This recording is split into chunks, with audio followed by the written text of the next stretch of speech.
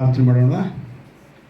ಸ್ತೋತ್ರಕರ್ತನೆ, ಸ್ತೋತ್ರಪ್ಪ. ನಮ್ಮನ್ನು ಬಹಳವಾಗಿ ಪ್ರೀತಿ ಮಾಡುವ ಕರ್ತನಾದ ಯೇಸು ಕ್ರಿಸ್ತನೇ, ನಿನ್ನ ವಾಗ್ದಾನದಂತೆ ನಮ್ಮನ್ನು ಇಲ್ಲಿಯವರೆಗೂ ನಿಮ್ಮ ದೇವರಾದ ಯೆಹೋವನು ದಯೆಯು ಕರುಣೆಯು ಉಳ್ಳವನು, ಆತನು ತನ್ನ ಕಡೆಗೆ ತಿರುಗಿಕೊಳ್ಳುವ ನಿಮ್ಮನ್ನು ಕಟಾಕ್ಷಿಸದೇ ಇರುವುದಿಲ್ಲ ಎಂಬ ಮಾತಿನಂತೆ ಇಲ್ಲಿವರೆಗೂ ನಮ್ಮನ್ನು ನೀನು ನಡೆಸ್ಕೊಂಡು ಬಂದಿದ್ದಕ್ಕಾಗಿ ಸ್ತೋತ್ರ. ತಂದೆಯಾದ ದೇವರೇ,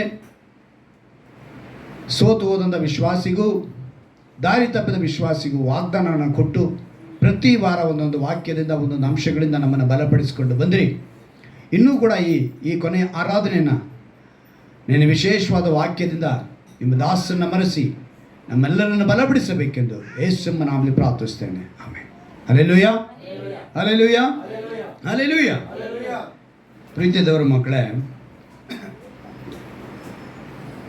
ದೇವರು ಕೊಟ್ಟಂಥ ಅದ್ಭುತವಾದ ದಿನ ಅನ್ನೋದನ್ನು ನಾವು ಮರಿಬಾರ್ದು. ಈ ದಿವಸ ಯಾವುದೇ ದಿನ? ಇದು ವಾರದ ಮೊದಲನೇ ದಿನ, ಅದ್ಭುತವಾದ ದಿನ. ಯಾಕಂತ ಹೇಳಿದ್ರೆ ನಿತ್ಯ ಜೀವನ ಕೊಡುವಂಥ ದೇವರು ಜೀವವುಳ್ಳವರಾಗಿ ಮರಣವನ್ನು ಗೆದ್ದಂಥ ದಿನ ವಾರದ ಮೊದಲನೇ ದಿನ. ನಮಗೆಲ್ಲರಿಗೂ ಅದು ಆಶೀರ್ವಾದಕರವಾಗಿ ಇರ್ತದೆ. ಪ್ರಯೋಜನ ಪಡಿಸ್ಕೊಳ್ಬೇಕು. ಇದರಲ್ಲಿ ಸಮೃದ್ಧಿ, ಆಶೀರ್ವಾದ ತುಂಬಿದ ಒಂದು ಸಹವಾಸದೊಂದಿಗೆ ನಾವೆಲ್ಲ ಆತನೊಂದಿಗೆ ಇರಬೇಕಂತ ಹೇಳಿ ದೇವರು ಇಷ್ಟಪಡ್ತಾರೆ. ದೇವರು ಏನಂತ ಇಷ್ಟಪಡ್ತಾರೆ? ಸಮೃದ್ಧಿಯಾಗಿರಬೇಕು, ಆಶೀರ್ವಾದವಾಗಿರಬೇಕು, ಆತನೊಂದಿಗೆ ನಾವು ಬಾಳಬೇಕು. ಅದು ದೇವರು ಇಷ್ಟಪಡುವಂಥದ್ದು. ಈಗ ನಾವು ಆತನೊಂದಿಗೆ ಇಷ್ಟಪಡಬೇಕು ಅಂತ ಹೇಳಿ ದೇವರು ನಮ್ಗೆ ಹೇಳುವಾಗ, ಮೊದಲನೇದಾಗಿ ಆ ದೇವರ ಚಿತ್ತವನ್ನು ಎಲ್ಲದರಲ್ಲಿಗೆ ದೇವರು ಕೃತಜ್ಞತಾಸ್ತುತಿ ಮಾಡ್ರಿ ಅಂತ ಹೇಳಿದ ಪ್ರಕಾರ ಇದು ತಂದೆಯ ದೇವರ ಚಿತ್ತವಾಗಿದೆ. ಈಗ ತಂದೆ ದೇವರ ಚಿತ್ತವು ಏನು ಅಂತೇಳಿ ನಾವು ತಿಳ್ಕೊಳ್ಳುವಾಗ ಒಂದು ವಾಕ್ಯವನ್ನು ನಾವು ಗಮನಿಸ್ತೀವಿ. ಎಫೆಸದವರಿಗೆ ಬರೆದ ಪತ್ರಿಕೆ ಮೊದಲನೇ ಅಧ್ಯಾಯ, ಎಫೆಸದವರಿಗೆ ಬರೆದ ಪತ್ರಿಕೆ ಮೊದಲನೇ ಅಧ್ಯಾಯ 17ನೇ ವಾಕ್ಯ.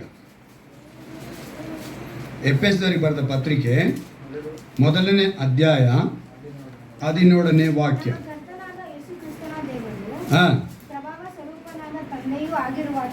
ಇಲ್ಲಿ ಗಮನ ಇಟ್ಕೊಳ್ಳಿ.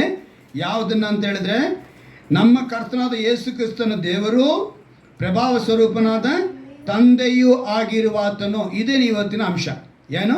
ತಂದೆಯೂ ಆಗಿರುವಾತ. ನೆಕ್ಸ್ಟ್ ಓದಿ.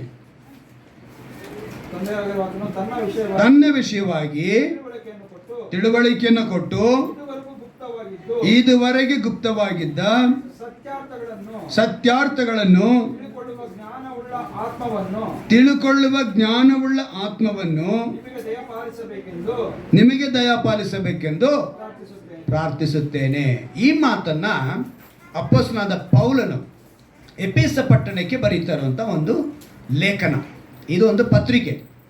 ಎಫೆಸ ಪಟ್ಟಣದಲ್ಲಿರುವಂಥ ದೇವ ಜನರಿಗೆ, ಸಭೆಗೆ ದೇವರು ಪೌಲನ ಮೂಲಕ ತಿಳಿಯಪಡಿಸ್ತಿರುವಂಥ ಒಂದು ಮಾತು ಇಲ್ಲಿ ನಾವು ಗಮನ ಇಟ್ಟು ಕೇಳಬೇಕು. ನಮ್ಮ ಕರ್ತನಾದ ಯೇಸು ಕ್ರಿಸ್ತನ ದೇವರು. ಯಾರ ದೇವರು? ಪ್ರಭಾವ ಸ್ವರೂಪನಾದ.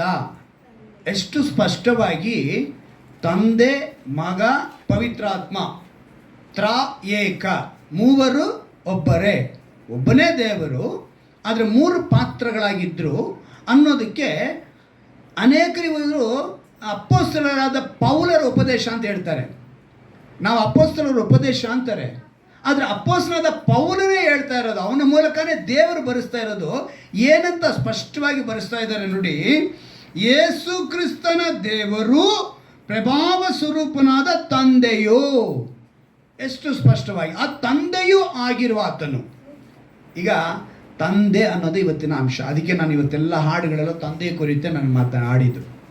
ತಂದೆ ದೇವ, ತಂದೆ ದೇವ, ನೀ ನನ್ನ ಸರ್ವಸ್ವ. ನಮ್ಮ ಡ್ಯಾಡಿ ಒಳ್ಳೆಯವನು. ಆತನಿಗೆ ಇನ್ನೊಂದು ಹೆಸರು ಇಮ್ಮಾನುವೇಲ್. ಇಮ್ಮಾನುವೇಲ್ ಅಂದರೆ ನಮ್ಮೊಂದಿಗೆ ಇರುವ ಆತನು. ಆತನೇ ಯೆಹೋವನಾಗಿದ್ದ. ಯೆಹೋವನ ಹೆಸರೇ ಯೇಸು. ಆ ಯೇಸು ಎಂಬ ಯೆಹೋವ ಭೂಲೋಕದಲ್ಲಿ ಮನುಷ್ಯನಾಗಿ ಜನಿಸಿದ್ದು, ಅವರಿಗೆ ಆ ಯೇಸು ಎಂಬ ಹೆಸರಿನಲ್ಲಿ ಕರೆಯಲ್ಪಟ್ಟಿದ್ದು, ನಂತರ ಪವಿತ್ರಾತ್ಮನಾಗಿ ನಮ್ಮೊಂದಿಗೆ ವಾಸ ಮಾಡಿದ್ದು ಅದೇ ಯೇಸುನೇ. ಇದನ್ನು ನಾವು ಯೋಹಾನ ಬರೆದ ಸುವಾರ್ತೆ 17ನೇ ಅಧ್ಯಾಯದಲ್ಲಿ ಸಂಪೂರ್ಣವಾಗಿ ಬರೆಯಲ್ಪಟ್ಟಿದೆ. ಆತನ ಶಿಷ್ಯನಾದ ಯಾರು? ಒಂದು ಬಹಳ ಅಚ್ಚುಮೆಚ್ಚಿನ ಶಿಷ್ಯ ಅಂತ ಹೇಳ್ಬೋದು ಯೋಹಾನ. ಯಾಕಂತ ಹೇಳಿದ್ರೆ ಆತನ ಮೂಲಕನೇ ಪ್ರಪಂಚದ ಕೊನೆಯ ಕಾಲಗಳನ್ನು, ಸಭೆಯ ಕಾಲಗಳನ್ನು, ಉಪದ್ರವ ಕಾಲಗಳನ್ನು, ತುಂಬ ರಹಸ್ಯಗಳನ್ನು, ಸತ್ಯಾರ್ಥಗಳನ್ನು ಪ್ರಕಟಪಡಿಸಿದ ಪ್ರಕಟಣೆ ಗ್ರಂಥವನ್ನು ಬರೆಸಿದಂಥವರು ಯೇಸು ಆ ಒಂದು ಶಿಷ್ಯನ ಮೂಲಕ, ಯೋಹಾನನ ಎಂಬ ಶಿಷ್ಯನ ಮೂಲಕ ಆತನಿಂದ ಬರೆಸಿದ್ದಾರೆ. ಈ ವಾಕ್ಯವನ್ನು ತೆಲುಗು ಬೈಬಲಲ್ಲಿ ನೋಡಿದ್ರೆ 19ನೇ ವಾಕ್ಯದಲ್ಲಿತ್ತು. ಇದು ನಮ್ಮ ಕನ್ನಡದಲ್ಲಿ ಎಷ್ಟರಲ್ಲೈತೆ? 17ರಲ್ಲೇ ಐತೆ. ಆದರೆ ತೆಲುಗು ಬೈಬಲಲ್ಲಿ ನೋಡ್ತೀನಿ 19ನೇ ವಾಕ್ಯದಲ್ಲಿತ್ತು. ಬಹಳ ಏರುಪೇರುಗಳು, ಒಂದೊಂದು ಭಾಷೆಯಿಂದ ಇನ್ನೊಂದು ಭಾಷೆಗೆ ಹೋಗುವಾಗ ವಾಕ್ಯಗಳ ಅರ್ಥ ತೆಗೆದುಕೊಂಡು ಬರೋದಕ್ಕೆ ಒಂದು ಮೇಲೆ ಕೆಳಗೆ ಆಗಿರುತ್ತೆ. ಆದರೆ ಇವತ್ತಿನ ಅಂಶವೊಂದಿಗೆ ನಾವು ಮಾತಾಡುವಾಗ ಇಲ್ಲಿ ತಂದೆಯಾದ ದೇವರನ್ನು ಅರಿಯುವ ವಿಷಯದಲ್ಲಿ ತಿಳುವಳಿಕೆಯನ್ನು ಕೊಟ್ಟು ಗುಪ್ತವಾದ ಸತ್ಯಾರ್ಥಗಳನ್ನು ತಿಳುಕೊಳ್ಳುವ ಜ್ಞಾನವುಳ್ಳ ಆತ್ಮವನ್ನು ನಮಗೆ ಕೊಡಬೇಕು ಅಂತ ಹೇಳಿ ಅಪೊಸ್ತಲನಾದ ಪೌಲನು ಹೇಳ್ತಾ ಇರುವಂಥ ಮಾತು. ಅಪೊಸ್ತಲನಾದ ಪೌಲನು ಹೇಳ್ತಿದ್ದಾನೆ, ತಂದೆಯಾದ ದೇವರನ್ನ ತಿಳಿದುಕೊಳ್ಬೇಕು ಅಂದರೆ ನಮಗೇನು ಬೇಕಂತೆ? ಜ್ಞಾನವುಳ್ಳ ಆತ್ಮ. ಈ ಜ್ಞಾನವುಳ್ಳ ಆತ್ಮ ಇಲ್ಲದೆ ಇವತ್ತು ತಂದೆಯಾದ ದೇವರನ್ನ ಅನೇಕರು ಸರಿಯಾಗಿ ಅರ್ಥ ಮಾಡಿಕೊಳ್ಳದೆ ಒಂದು ಕಾನ್ಸೆಪ್ಟ್ ಹೆಂಗೆ ಬಂದಿದೆ ಅಂತ ಹೇಳಿದ್ರೆ, ತಂದೆ ದೇವರನ್ನ ಅವರು ತಿರಸ್ಕರಿಸುವವರಾಗಿ ಕಾಣಲ್ಪಡ್ತಾರೆ. ಇಲ್ಲಿ ತಂದೆಯನ್ನು ಅರಿಯಲು ಜ್ಞಾನವುಳ್ಳ ಆತ್ಮವು ಬೇಕಾಗಿದೆ, ಅದು ಹೃದಯದಲ್ಲಿ ಬೇಕಾಗಿದೆ. ತಂದೆ ಹೇಳಿದಂಥ ತಕ್ಷಣ ಈಗ ನಾವು ಕೆಲವು ವಿಷಯಗಳನ್ನ ನಾವು ತಿಳಿದುಕೊಳ್ಬೇಕು. ಲೋಕ ಪ್ರಕಾರವಾದ ತಂದೆ ಇದ್ದಾರೆ. ಯಾರಿದ್ದಾರೆ ಅಂದರೆ ಶಾರೀರಿಕವಾಗಿ ನಮಗೆ ತಂದೆ ಇದ್ದಾರೆ. ಇದನ್ನು ಇಬ್ರಿಯರಿಗೆ ಬರೆದ ಪತ್ರಿಕೆಯಲ್ಲಿ ಒಂದು ಅದ್ಭುತವಾಗಿ ಇದನ್ನು ಕೂಡ ಬರೆಸಿ ತೋರಿಸಿದ್ದಾರೆ. ಈ ಪತ್ರವನ್ನು ಇಬ್ರಿಯರಿಗೆ ಬರೆದ ಪತ್ರಿಕೆಯಲ್ಲಿ ನಾನು ಓದ್ತೀನಿ, ಗಮನ ಇಟ್ಟು ಕೇಳಿ. ಯಾಕಂತ ಹೇಳಿದ್ರೆ ನಾವು ಗಮನ ಇಟ್ಟು ಕೇಳದೆ ಹೋದರೆ ವಾಕ್ಯದ ಅಂಶ, ಈ ಸಂದೇಶದ ಅಂಶ ಅಂತ ತಿಳ್ಕೊಳ್ಳೋಕೆ ಸಾಧ್ಯ ಇಲ್ಲ. 5ನೇ ವಾಕ್ಯದಿಂದ ಹೇಳ್ತೀನಿ, ಓದ್ತೀನಿ ಕೇಳಿ. ಮಕ್ಕಳಿಗೆ ಹೇಳುವಂತೆ ನಿಮಗೆ ಹೇಳಿದ ಎಚ್ಚರಿಕೆ ಮಾತನ್ನು ಮರೆತು ಬಿಟ್ಟಿದ್ದೀರೋ. ಯಾವ ರೀತಿ ಹೇಳ್ತಿದ್ದಾರೆ? ಮಕ್ಕಳಿಗೆ ತಂದೆಯಾದ ದೇವರು ಹೇಳ್ತಿದ್ದಾರೆ, ಮಕ್ಕಳಿಗೆ ಹೇಳುವಂತೆ ನಿಮಗೆ ಹೇಳಿದ ಎಚ್ಚರಿಕೆ ಮಾತನ್ನು ಮರೆತು ಬಿಟ್ಟಿದ್ದೀರೋ. ಏನೆಂದರೆ, ಮಗನೇ, ಕರ್ತನ ಶಿಕ್ಷೆಯನ್ನು ತಾತ್ಸಾರ ಮಾಡಬೇಡ. ಕೆಲವು ಸಮಯ ಶಿಕ್ಷೆ ಬರುತ್ತೆ, ಅದನ್ನೇನು ಮಾಡಬೇಡ? ತಾತ್ಸಾರ ಮಾಡಬೇಡ. ಅಂದರೆ 5ನೇ ವಾಕ್ಯ 12ನೇ ಅಧ್ಯಾಯ, ಇಬ್ರಿಯರಿಗೆ ಬರೆದ ಪತ್ರಿಕೆ 12ನೇ ಅಧ್ಯಾಯ 5ನೇ ವಾಕ್ಯ. ಆತನು ನಿನ್ನನ್ನು ಗದರಿಸುವಾಗ ಬೇಸರಗೊಳ್ಳಬೇಡ. ಏನು ಮಾಡಬಾರ್ದು ನಾವು? ಬೇಸರನುಗೊಳ್ಳಬಾರ್ದು. ಕರ್ತನು ತಾನು ಈ ಪ್ರೀತಿಸುವವನನ್ನೇ ಶಿಕ್ಷಿಸುತ್ತಾನೆ. ಯಾರು ಶಿಕ್ಷೆಗೆ ಒಳಪಟ್ಟಿಲ್ವೋ ಕರ್ತನ ಪ್ರೀತಿ ಅವನ ಮೇಲಿಲ್ಲ ಅಂತ ಅರ್ಥ. ನೀವು ಶಿಕ್ಷೆಗೆ ಒಳಪಟ್ಟಿದ್ರೆ, ಶಿಕ್ಷೆ ಅಂದರೆ ಯಾವ ರೀತಿ? ನಮ್ಮ ಪಾಪದ ನಿಮಿತ್ತ, ಅಕ್ರಮದ ನಿಮಿತ್ತ, ಅಪರಾಧಗಳ ನಿಮಿತ್ತ ನಾವು ಶಿಕ್ಷೆನ ಅನುಭವಿಸಬೇಕಾಗತ್ತೆ. ಆ ಶಿಕ್ಷೆ ನಮಗೆ ಬಂತು ಅಂದರೆ ದೇವರು ನಮ್ಮನ್ನು ಪ್ರೀತಿ ಮಾಡಿ, ಈಗ ನಮ್ಮ ಮಕ್ಕಳು ಏನಾದ್ರು ತಪ್ಪು ಮಾಡಿದ್ರೆ ನಾವು ಶಿಕ್ಷೆ ಕೊಡ್ತೀವಿ. ಏನಕ್ಕೋಸ್ಕರ? ಬದಲಾಗಬೇಕು, ನೆಕ್ಸ್ಟ್ ಆ ತಪ್ಪನ್ನ ಮಾಡಬಾರ್ದು ಅಂತ ಹೇಳಿ ಶಿಕ್ಷೆ ಕೊಡ್ತೀವಿ. ಶಾಲೆಯಲ್ಲೂ ಅದೇ ರೀತಿ ಇತ್ತು. ಆದರೆ ಇವಾಗ ಶಾಲೆ ಏನು ಮಾಡಿದೆ? ಕೈ ತೊಳ್ಕೊಂಡಿದೆ. ಶಾಲೆ ಏನು ಮಾಡಿದೆ? ನೀನು ಹೆಂಗನ ಹೋಗು, ನಿನ್ನ ನಾವು ಮುಟ್ಟೋದು ಸಹ ಇಲ್ಲ ಅನ್ನೋ ಮಟ್ಟಿಗೆ ಶಾಲೆ ಹೋಗ್ಬಿಟ್ಟಿದೆ. ಅಟ್ಲೀಸ್ಟ್ ಇವಾಗ ಹೆತ್ತವರಾದ್ರೆ ಏನು ಮಾಡ್ಬೇಕು? ನಾವು ಶಿಕ್ಷಿಸಿ ಅವನ ಸರಿಯಾದ ಮಾರ್ಗದಲ್ಲಿ. ಇವಾಗ ಅದಕ್ಕೂ ಒಂದು ರೂಲ್ಸ್ ಇದೆ ಅಂದೆ. ಎಷ್ಟೆಷ್ಟು ಮಕ್ಕಳನ್ನು ನಾವು ಶಿಕ್ಷೆ ಮಾಡಬೇಕಂತ ಅದಕ್ಕೊಂದು ಕಾನೂನು ತಂದಿದ್ದಾರೆ ಅಂತೆ. ಮಕ್ಕಳನ್ನು ಮುಟ್ಟೋದಕ್ಕೆ ಹೆತ್ತವರು ಕೂಡ. ಯಾರು? ಹೆತ್ತವರು ಕೂಡ. ಮಕ್ಕಳು ಹೋಗಿ ನಮ್ಮ ಮೇಲೆ ಕಂಪ್ಲೇಂಟ್ ಮಾಡಿದ್ರೆ ನಮ್ಮ ಕೇಸ್ ಆಗುತ್ತೆ. ಅಂಥ ಪರಿಸ್ಥಿತಿಯಲ್ಲಿ ನಾವು ಇವತ್ತಿದ್ದೀವಿ. ಆದರೆ ದೇವರ ವಾಕ್ಯ ಏನಂತ ಹೇಳಿದಿದೆ, ಯಾರನ್ನು ಅವ್ರು ಶಿಕ್ಷಿಸ್ತಾರೋ ಅವ್ರ ನಮ್ಮ ಮೇಲೆ ದೇವರ ಪ್ರೀತಿ ಇರುತ್ತೆ. ನಂತರ ಹೇಳಲ್ಪಟ್ಟಿದೆ ನೋಡಿ, ಕರ್ತನು ತಾನು ಪ್ರೀತಿಸುವನನ್ನು ಶಿಕ್ಷಿಸುತ್ತಾನೆ, ತಾನು ಸೇರಿಸಿಕೊಳ್ಳುವ ಪ್ರತಿಯೊಬ್ಬ ಮಗನನ್ನು ಒಡೆಯುತ್ತಾನೆ. ಸೇರಿಸಿಕೊಳ್ಳುವ ಪ್ರತಿಯೊಬ್ಬರನ್ನ ಏನು ಮಾಡ್ತಾನೆ ಅಂತ ಅವರು ಹೊಡೆಯುತ್ತಾನೆ. ನೀವು ಶಿಕ್ಷಿತರಾಗುವುದಕ್ಕೆ ನಿಮಗೆ ಶಿಕ್ಷೆ ಆಗುತ್ತದೆ ಅಂತ ತಿಳಿದು ಅದನ್ನು ಸಹಿಸಿಕೊಳ್ಳಿರಿ. ದೇವರು ನಿಮ್ಮನ್ನು ಮಕ್ಕಳೆಂದು ನಡೆಸುತ್ತಾನೆ. ನಮ್ಮ ದೇವರು ಏನಂತ ಹೇಳಿ? ಮಕ್ಕಳೆಂದು ನಡೆಸುತ್ತಾನೆ. ತಂದೆಯಿಂದ ಶಿಕ್ಷೆ ಹೊಂದದ ಮಗನಲ್ಲಿ. ಮಕ್ಕಳೆಲ್ಲರೂ ಹೊಂದುವ ಶಿಕ್ಷೆಯು ನಿಮಗುಂಟಾಗದಿದ್ದರೆ ನೀವು ಆದರದಿಂದ ಹುಟ್ಟಿದವರೇ ಹೊರತು ಪುತ್ರರಲ್ಲ. ತಪ್ಪಾದ ಮಾರ್ಗದಲ್ಲಿ ಹುಟ್ಟಿದವರಾಗಿರ್ತೀರಿ. ಒಂದು ವೇಳೆ ನೀವು ಪುತ್ರರಾಗಬೇಕು ಅಂದರೆ ತನ್ನ ದೇವರಿಗೆ ಮಕ್ಕಳಾಗಿರಬೇಕು. ಇದು ಮಾತ್ರವಲ್ಲದೆ ನಮ್ಮನ್ನು ಶಿಕ್ಷಿಸಿದಂಥ ಶರೀರ ಸಂಬಂಧವಾದ ತಂದೆಗಳನ್ನು ಸನ್ಮಾನಿಸಿದ್ದೇವಷ್ಟೇ. ಈಗ ಶರೀರ ಸಂಬಂಧವಾದ ತಂದೆಗಳನ್ನ ನಾವೇನು ಮಾಡ್ತೇವೆ? ಫಾದರ್ಸ್ ಡೇ ಏನು ಮಾಡ್ತಾರೆ? ಫಾದರ್ಸ್ ಡೇ ಅಂತ ಒಂದು ಡೇ ಇಟ್ಕೊಂಡು ಇವತ್ತು ಸನ್ಮಾನಿಸ್ತಾರೆ. ತಂದೆನ ಪ್ರೀತಿ ಮಾಡ್ತಾರೆ, ತಂದೆ ಹಾಗೆ ಹೇಗೆ ಎಲ್ಲವನ್ನೂ ಹೇಳ್ತಾರೆ. ಅದೇ ಸಮಯದಲ್ಲಿ ನಮ್ಮ ಆತ್ಮಗಳಿಗೆ ತಂದೆಯಾಗಿರುವ ಆತನಿಗೆ, ಯಾವುದಂತೆ? ಆತ್ಮಗಳಿಗೆ. ಶರೀರಕ್ಕೆ ಒಂದು ತಂದೆನ ದೇವರು ಕೊಟ್ಟಿದ್ದಾರೆ, ಆತ್ಮಕ್ಕೆ ಒಬ್ಬ ತಂದೆ ಇದ್ದಾನೆ. ಆತನೇ ತಂದೆಯಾದ ದೇವರು ಯೆಹೋವ ಎಂಬ ಹೆಸರನ್ನು ಮೊದಲು ಕರೆಯಲ್ಪಟ್ಟರು. ಅವ್ರಿಗೆ ಅನೇಕ ಹೆಸರುಗಳಿದೆ. ಯಾರಿಗೆ? ತಂದೆಯಾದ ದೇವರಿಗೆ ಅನೇಕ ಹೆಸರಿದೆ. ಯೆಹೋವ ರಾಫ, ಯೆಹೋವ ಶಮ್ಮ, ಯೆಹೋವ ಈರೆ, ಎಲ್ ಶಡಾಯ್, ಎಲ್ ರೋಹಿ, ಏಲೋಹಿ, ಹೀಗೆ ಹಲವು ಹೆಸರುಗಳಿಂದ ನಾವು ಕರಿತೀವಿ. ಆ ದೇವರು ಇಲ್ಲಿ ಹೇಳುವಂಥ ಮಾತು ಏನು ಅಂತ ಹೇಳಿದ್ರೆ, ನಮ್ಮ ಆತ್ಮಗಳಿಗೆ ತಂದೆಯಾಗಿರುವ ಆತನಿಗೆ ನಾವು ಇನ್ನೂ ಹೆಚ್ಚಾಗಿ ಒಳಪಟ್ಟು ಜೀವಿಸಬೇಕಲ್ಲವೇ? ಅವರಿಗೆ ನಾವು ಒಳಪಟ್ಟು ಏನು ಮಾಡಬೇಕು? ಜೀವಿಸಬೇಕು. ತಂದೆ ಹೇಳಿದಂಥ ಮೇಲೆ ಇಂದು ಲೋಕ ಹೇಳುತ್ತೆ ಆತ್ಮಿಕ ತಂದೆ ಇಲ್ಲ, ಯಾರೂ ಇಲ್ಲ, ಈ ಪ್ರಕೃತಿ ತಾನಾಗೆ ಬೆಳೆದುಬಿಟ್ಟಿದೆ, ದೇವರನ್ನೋದೇ ಇಲ್ಲ, ತಾನಾಗಿ ಬೆಳೆದಿದೆ. ಹೀಗೆ ಏನು ಮಾಡ್ತಾರೆ? ಈ ರೀತಿ ಒಂದು ವಿಷಯನ ಹೇಳಿಕೊಂಡು ಅನೇಕರು ಬದುಕ್ತಾ ಇದ್ದಾರೆ. ಆದರೆ ಇಲ್ಲಿ ದೇವರು ನಮಗೆ ಸ್ಪಷ್ಟವಾಗಿ ಹೇಳ್ತಾರೆ, ಈ ಪ್ರಪಂಚದಲ್ಲಿ ನಾವು ಒಂದು ವಿಷಯ ತಿಳ್ಕೋಬೇಕು. 98% ನಮಗೆ ಗೊತ್ತಿಲ್ಲ. ನಮಗೆ ಗೊತ್ತಿರೋದು ಎಷ್ಟು ಗೊತ್ತಾ? ಬರೀ 2%. ಎಷ್ಟು ಪರ್ಸೆಂಟ್ ನಮಗೆ ಗೊತ್ತಿರೋದು? ಬರೀ 2%. ಈ 2% ತಿಳಿದಿರುವಂಥ ನಾವು ದೇವರಿಲ್ಲ, ತಂದೆಯಾದ ದೇವರಿಲ್ಲ, ಪ್ರಕೃತಿ ತಾನಾಗೆ ಬೆಳ್ಕೊಂಡಿದೆ, ಹಾಗೆ ಹೀಗೆ ಅಂಥೇಳಿ ಮನುಷ್ಯ ಏನು ಮಾಡ್ತಿದ್ದಾನೆ? ತನ್ನ ಜ್ಞಾನವನ್ನು ಬೆಳೆಸ್ಕೊಂಡು ಹೋಗ್ತಾ ಇದ್ದಾನೆ. ವಿಜ್ಞಾನ ಬೆಳೀತಾ ಬೆಳೀತಾ ದೇವರು ಅಗಲುತ್ತಿದ್ದಾರೆ ಅಂತೇಳಿ ಒಬ್ಬ ವಿಜ್ಞಾನಿ ಹೇಳಿದ್ದಾನೆ. ಏನಂತ ಹೇಳ್ತಿದ್ದಾನೆ? ಸೈನ್ಸ್ ಬೆಳೀತಾ ಬೆಳೀತಾ ದೇವರು ದೂರ ಆಗ್ತಾ ಇದ್ದಾರಂತೆ. ಇದೊಂಥರ ಹಾಸ್ಯಾಸ್ಪದ ಮಾತು, ನಗು ಬರಬೇಕು. ಈಗ ಯೋಚನೆ ಮಾಡಿ, ವಿಜ್ಞಾನ ಬೆಳಿಬೇಕು ಅಂತ ಹೇಳಿದ್ರೆ ಒಂದು ವಸ್ತು ಆಗಲಿ, ಒಂದು ಪ್ರಕೃತಿ ಆಗಲಿ, ಅದು ಇದ್ದಾಗ ವಿಜ್ಞಾನಿ ಏನು ಮಾಡ್ತಾನೆ?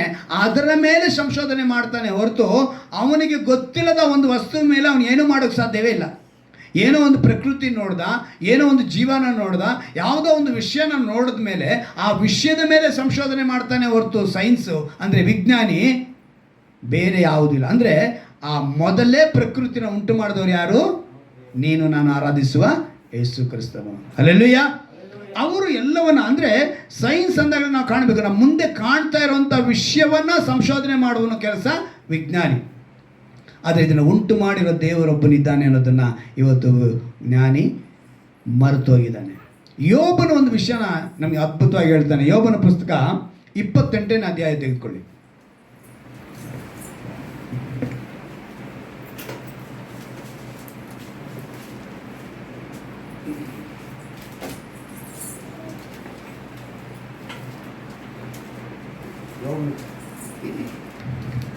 ಯೋಬನ ಪುಸ್ತಕ 28ನೇ ಅಧ್ಯಾಯ ತೆಗೆದು ಮಾಡ್ಕೊಳ್ಳಿ. ಅದರಲ್ಲಿ ಬಹಳ ವಿಷಯಗಳಿದೆ, ರಹಸ್ಯಗಳನ್ನು ಯೋಬನು ಅದ್ಭುತವಾಗಿ ಬರೆದು ತೋರಿಸಿದ್ದಾನೆ. ಯಾಕಂತ ಹೇಳಿದ್ರೆ ಇವತ್ತು ದೇವರಿಲ್ಲ ಅನ್ನೋರಿಗೆ, ದೇವರು ಉಂಟು ಮಾಡಿದ ಪ್ರಕೃತಿ ಮೇಲೆ ಸಂಶೋಧನೆ ಮಾಡುವಂಥ ವಿಜ್ಞಾನಿಗಳಿಗೆ ಇಲ್ಲಿ ಬಹಳ ವಿಷಯಗಳಿದೆ. ಇಲ್ಲಿ ಮೊದಲನೇ ಮಾತು ಹೇಳ್ತೀನಿ ನೋಡಿ, ಬೆಳ್ಳಿ ಸಿಕ್ಕುವ ಗಣಿಯು ಚಿನ್ನದಾದರೂ ದೊರಕುವ ಸ್ಥಳವು ಉಂಟಷ್ಟೇ. ಯಾವುದು? ಬೆಳ್ಳಿ, ಚಿನ್ನ ಇವೆಲ್ಲ ಗಣಿ ಉಂಟು. ಅದನ್ನು ನೋಡಿ ಇವನು ಚಿನ್ನನ ಕಂಡು ಹಿಡಿದನೇ ಹೊರತು, ಅದನ್ನು ನೋಡಿ ಬೆಳ್ಳಿನ ಕಂಡು ಹಿಡಿದನೇ ಹೊರತು ಇವನಾಗಿ ಯಾವುದೇ ಒಂದು ಬೆಳ್ಳಿನೋ ಚಿನ್ನನೋ ಕಂಡು ಹಿಡಿಯೋಕ್ಕೆ ಸಾಧ್ಯವಿಲ್ಲ. ಅಂದರೆ ಉಂಟು ಮಾಡಿರುವ ಪ್ರತಿಯೊಬ್ಬ ಒಂದು ವಸ್ತು ಆಗಲಿ, ಒಂದು ಪ್ರಕೃತಿ ಆಗಲಿ, ಅಲ್ಲಿ ಯಾರಿದ್ದಾರೆ? ದೇವರಿದ್ದಾರೆ. ನೆಕ್ಸ್ಟ್ ನೀವು ನೋಡಿ, ಜ್ಞಾನವಾದರೋ ಎಲ್ಲಿ ಸಿಕ್ಕಿತು? 12ನೇ ವಾಕ್ಯ, ವಿವೇಕವು ದೊರೆಯುವ ಸ್ಥಳವೆಲ್ಲಿ? ಇನ್ನೂ ಬಹಳ ವಿಷಯಗಳು ಅದರಲ್ಲಿ ಬರೆಯಲ್ಪಟ್ಟಿದೆ. ಹೆಚ್ಚಿನ ಯೋಬನ ಪುಸ್ತಕದಲ್ಲಿ ಎಲ್ಲ ಅನೇಕ ವಿಷಯಗಳು. 6ನೇ ವಾಕ್ಯ ಓದಿ ನೋಡಿ, ಅದರ ಕಲ್ಲುಗಳಲ್ಲಿ ಇಂದ್ರ ನೀಲ ಮಣಿಗಳು ಸಿಕ್ಕುವವು, ಅದರಲ್ಲಿ ಚಿನ್ನದ ಪುಡಿಯೂ ಇರುವುದು, ಆ ದಾರಿ ಯಾವ ಹದ್ದಿಗೂ ತಿಳಿಯೋದು. ಯಾವ ಹದ್ದಿಗೂ ತಿಳಿಯಲ್ವಂತೆ ಯಾವುದು? ಚಿನ್ನ ಇರುವಂಥ ಸ್ಥಳ. ನಂತರ ಹೇಳಲ್ಪಟ್ಟಿದೆ, ಗಿಡಗದ ಕಣ್ಣಿಗೂ ಬಿದ್ದಿಲ್ಲ, ಸೊಕ್ಕಿದ ಮೃಗಗಳದನ್ನು ತುಳಿದಿಲ್ಲ, ಸಿಂಹವು ಆ ಮಾರ್ಗವನ್ನು ಹಾದಿಲ್ಲ. ಮನುಷ್ಯನು ಕಗ್ಗಲಿನ ಮೇಲೆ ಕೈ ಮಾಡಿ ಬೆಟ್ಟಗಳನ್ನು ಬುಡಮಟ್ಟ ಕೆಡವಿ ಬಿಡುವನು, ಬಂಡೆಗಳಲ್ಲಿ ಸುರಂಗಗಳನ್ನು ಕೊರೆಯುವನು. ಅವನ ಕಣ್ಣು ಅಮೂಲ್ಯ ಪದಾರ್ಥಗಳನ್ನೇ ಕಾಣುವುದು. ಅಮೂಲ್ಯವಾದನ್ನ ಕಂಡು ಇದನ್ನೆಲ್ಲ ಸಂಶೋಧನೆ ಮಾಡ್ತಾ ತಾನು ವಿಜ್ಞಾನಿಯಿಂದ ಎನಿಸ್ಕೊಂಡಿದ್ದಾನೆ ಹೊರತು ಅವನಾಗಿ ಯಾವುದೇ ಒಂದು ವಸ್ತುನೋ ಪ್ರಕೃತಿಯನ್ನು ಉಂಟು ಮಾಡುವುದಕ್ಕೆ ಸಾಧ್ಯವಿಲ್ಲ. ಅಲ್ಲಿ ತಂದೆಯಾಗಿರುವ ದೇವರನ್ನ ಇವನು ಅರಿತುಕೊಳ್ತಾ ಇಲ್ಲ. ದೇವರಿಲ್ಲ ಅಂತ ಒಬ್ಬ ಬುದ್ಧಿಹೀನ ಹೇಳ್ತಾನೆ ಅಂತ ಹೇಳಿದ್ರೆ ಅವನ ಹೃದಯದಲ್ಲಿ ಅಂದುಕೊಳ್ತಿದ್ದಾನೆ. ಆ ಹೃದಯದಲ್ಲಿ ಅಂದುಕೊಳ್ಳೋನು ಬುದ್ಧಿಹೀನನಾಗ್ತಾನೆ. ಬಾಯಿ ಬಿಟ್ಟು ಹೊರಗೆ ಹೇಳುವನನ್ನ ಬುದ್ಧಿಹೀನ, ಆ ಬುದ್ಧಿಹೀನನು ಅಂತ ನಾವು ಹೇಳುವಾಗ ಅವನ ಎಂಥ ಮನುಷ್ಯನಾಗಿರ್ತಾನೆ. ಅವನ ಹಿಂದೆ ಎಲ್ಲ ವಿಜ್ಞಾನಗಳು ಕೂಡ ಅದೇ ರೀತಿಯಾಗಿರ್ತವೆ. ದೇವರನ್ನು ಅರಿಯಲು ನಮಗೆ ಜ್ಞಾನವುಳ್ಳ ಆತ್ಮ ಬೇಕು. ಯಾವ ಆತ್ಮ ಬೇಕು? ಎಷ್ಟು ಜನಕ್ಕೆ 3D ಸಿನಿಮಾ ಬಗ್ಗೆ ಗೊತ್ತು? 3D ಇವರೆಲ್ಲ ನೀವು ಯಾರು ನೋಡಿಲ್ಲ ಅಲ್ಲ? ಅಂದರೆ ಒಂದು 35 ವರ್ಷಗಳ ಹಿಂದೆ ಅಂದ್ಕೊಳ್ಳಿ. ಅವೆಲ್ಲ 35 ಅಂದರೆ ಇವಾಗ ಟೆಕ್ನಾಲಜಿ ತುಂಬ ಇಂಪ್ರೂವ್ ಆಗಿದೆ. ಇವಾಗ ಕರ್ವ್ ಟಿ ವಿ ಏನೇನೋ ಹೋಮ್ ಥಿಯೇಟರ್ ಅಂತೆಲ್ಲ ಮಾಡಿಕೊಂಡು ಎಫೆಕ್ಟ್ಗಳು ಬರೋದಕ್ಕೆ, ಅಂದರೆ ಈಗ ತುಂಬ ವಿಡಿಯೋ ಗೇಮ್ಸ್ಗಳಿಗೆ ಮಾಡ್ಕೊಂಡಿದ್ದಾರೆ. ಅದರ ಒಂದು ವಿಡಿಯೋ ಗೇಮ್ಸಲ್ಲಿ ಏನು ನಡೀತೋ ಅದು ಹಂಗೆ ನಮಗೆ ಎಫೆಕ್ಟ್ ಆಗೋ ಥರ ಒಂದು ಗ್ಲಾಸ್ ಹಾಕ್ಕೊಂಡು ಸ್ಪೆಕ್ಸ್ ಹಾಕ್ಕೊಂಡು ಆಡೋರು ಇದ್ದಾರೆ. ಆದರೆ ಒಂದು ಸಮಯದಲ್ಲಿ 3D ಅನ್ನೋ ಒಂದು ಫಿಲಿಮ್ ಬರ್ತಾ ಇದ್ವು. ಆ ಫಿಲಿಮ್ಗೆ ಏನು ಮಾಡೋರು ಅಂದರೆ ಒಂದು ಗ್ಲಾಸ್ ಕೊಡೋರು. ಆ ಗ್ಲಾಸ್ನ ಹಾಕ್ಕೊಂಡು ಆ ಮೂವಿ ನೋಡಿದ್ರೇ ಆ ಮೂವಿಲಿರುವಂಥ ಎಫೆಕ್ಟ್ ನಮಗೆ ಗೊತ್ತಾಗುತ್ತೆ. ಇಲ್ಲ ಅಂದರೆ ಆ ಫೀಲ್ ನಮಗೆ ಬರಲ್ಲ. ಹಾಗೆಯೇ ತಂದೆಯಾದ ದೇವರನ್ನು ನೀವು ಅರಿತುಕೊಳ್ಳಬೇಕು ಅಂತ ಹೇಳಿದ್ರೆ ನಿಮಗೆ ಜ್ಞಾನವುಳ್ಳ ಆತ್ಮ ಅನ್ನೋದು ಬೇಕು. ಅದಿದ್ರೇ ತಂದೆ ದೇವರ ಕುರಿತು ನೀವು ತಿಳಿದುಕೊಳ್ಳೋದಕ್ಕೆ, ಆ ರಹಸ್ಯ ಅಂತ ತಿಳಿದುಕೊಳ್ಳೋದು, ಆ ಎಫೆಕ್ಟ್ ನಿಮ್ಗೆ ತಿಳಿದುಕೊಳ್ಳೋದಕ್ಕೆ ಸಾಧ್ಯ. ಜ್ಞಾನವುಳ್ಳ ಆತ್ಮವಿದ್ದರೆ ತಂದೆನ ಅರಿಯೋದಕ್ಕೆ ಸಾಧ್ಯ. ಈ ಪತ್ರಿಕೆ ಯಾರಿಗೆ ಅಂತ ಹೇಳುವಾಗ ಎಫೆಸ ಪಟ್ಟಣದಲ್ಲಿ ಆಗಲೇ ತುಂಬ ಜನ ಮಾನಸಾಂತರ ಹೊಂದಿ ರಕ್ಷಣೆ ಮಾರ್ಗಕ್ಕೆ ಬಂದು ದೇವರಲ್ಲಿ ಬಂದುಬಿಟ್ಟಿದ್ದಾರೆ. ದೇವರಲ್ಲಿ ಬಂದಂಥವರಲ್ಲಿ ತಂದೆಯ ಕುರಿತು ಸರಿಯಾದ ಅರಿವು ಇಲ್ಲ. ಆಗ ಅಪೊಸ್ತಲನಾದ ಪೌಲನ ಮೂಲಕ ತಿಳಿಸ್ತಾ ಇದ್ದಾರೆ. ತಿಳಿಸುವಾಗ ಈ ಇಬ್ರಿಯರಿಗೆ ಬರೆದ ಪತ್ರಿಕೆಯಲ್ಲಿ ಶಾರೀರಿಕ ತಂದೆಯ ಕುರಿತು ಕೂಡ ತಿಳಿಯಪಡಿಸಿ ಅದನ್ನು ಅವರಿಗೆ ತಿಳಿಯಪಡಿಸ್ತಾನೆ. ಈಗ ನಾನು ಒಂದು ಹೇಳ್ತೀನಿ, ಪ್ರಪಂಚದಲ್ಲಿ ವೃದ್ಧಾಶ್ರಮ ಬರೋದಕ್ಕೆ ಕಾರಣ ಏನು? ಹೆತ್ತವರು ವೃದ್ಧಾಶ್ರಮ ಮಾಡ್ತಾರಲ್ಲ, ಕಾರಣ ಏನು? ಮಕ್ಕಳು ತಂದೆ ತಾಯಿನ ಏನು ಮಾಡ್ತಿದ್ದಾರೆ? ವೃದ್ಧಾಶ್ರಮದಲ್ಲಿ ತಳ್ತಾ ಇದ್ದಾರೆ. ಕೆಲವರು ತಗೊಂಡಾಗಿ ಬಿಡೋರು ಇದ್ದಾರೆ, ಕೆಲವರು ಅನಾಥರನ್ನಾಗಿ ಬಿಟ್ಟು ಬಿಡ್ತಾರೆ. ಅವರೇನು ಮಾಡ್ತಾರೆ? ವೃದ್ಧಾಶ್ರಮದಲ್ಲಿ ಅಂದರೆ ಆ ತಂದೆ ತಾಯಿಯ ಕುರಿತು ಅವ್ರಿಗೇನಿಲ್ಲ, ಅರಿವು ಇಲ್ಲ. ತಂದೆ ತಾಯಿ ಕುರಿತು ಅವ್ರಿಗೆ ಅರಿವಿಲ್ಲದ ಕಾರಣ ಅವರೇನು ಮಾಡ್ತಿದ್ದಾರೆ? ತಂದೆ ತಾಯಿಗಳು ವೃದ್ಧಾಶ್ರಮಕ್ಕೆ ಹೋಗುವಂಥ ಪರಿಸ್ಥಿತಿನ ಉಂಟು ಮಾಡಿದ್ದಾರೆ. ಅಂದರೆ ಶಾರೀರಿಕ ತಂದೆಯನ್ನು ಅರ್ಥ ಮಾಡಿಕೊಳ್ಳಲು ಒಳ್ಳೆ ಮನಸ್ಸಿರಬೇಕು ಅಥವಾ ಗುಣ ಇರಬೇಕು. ಏನು?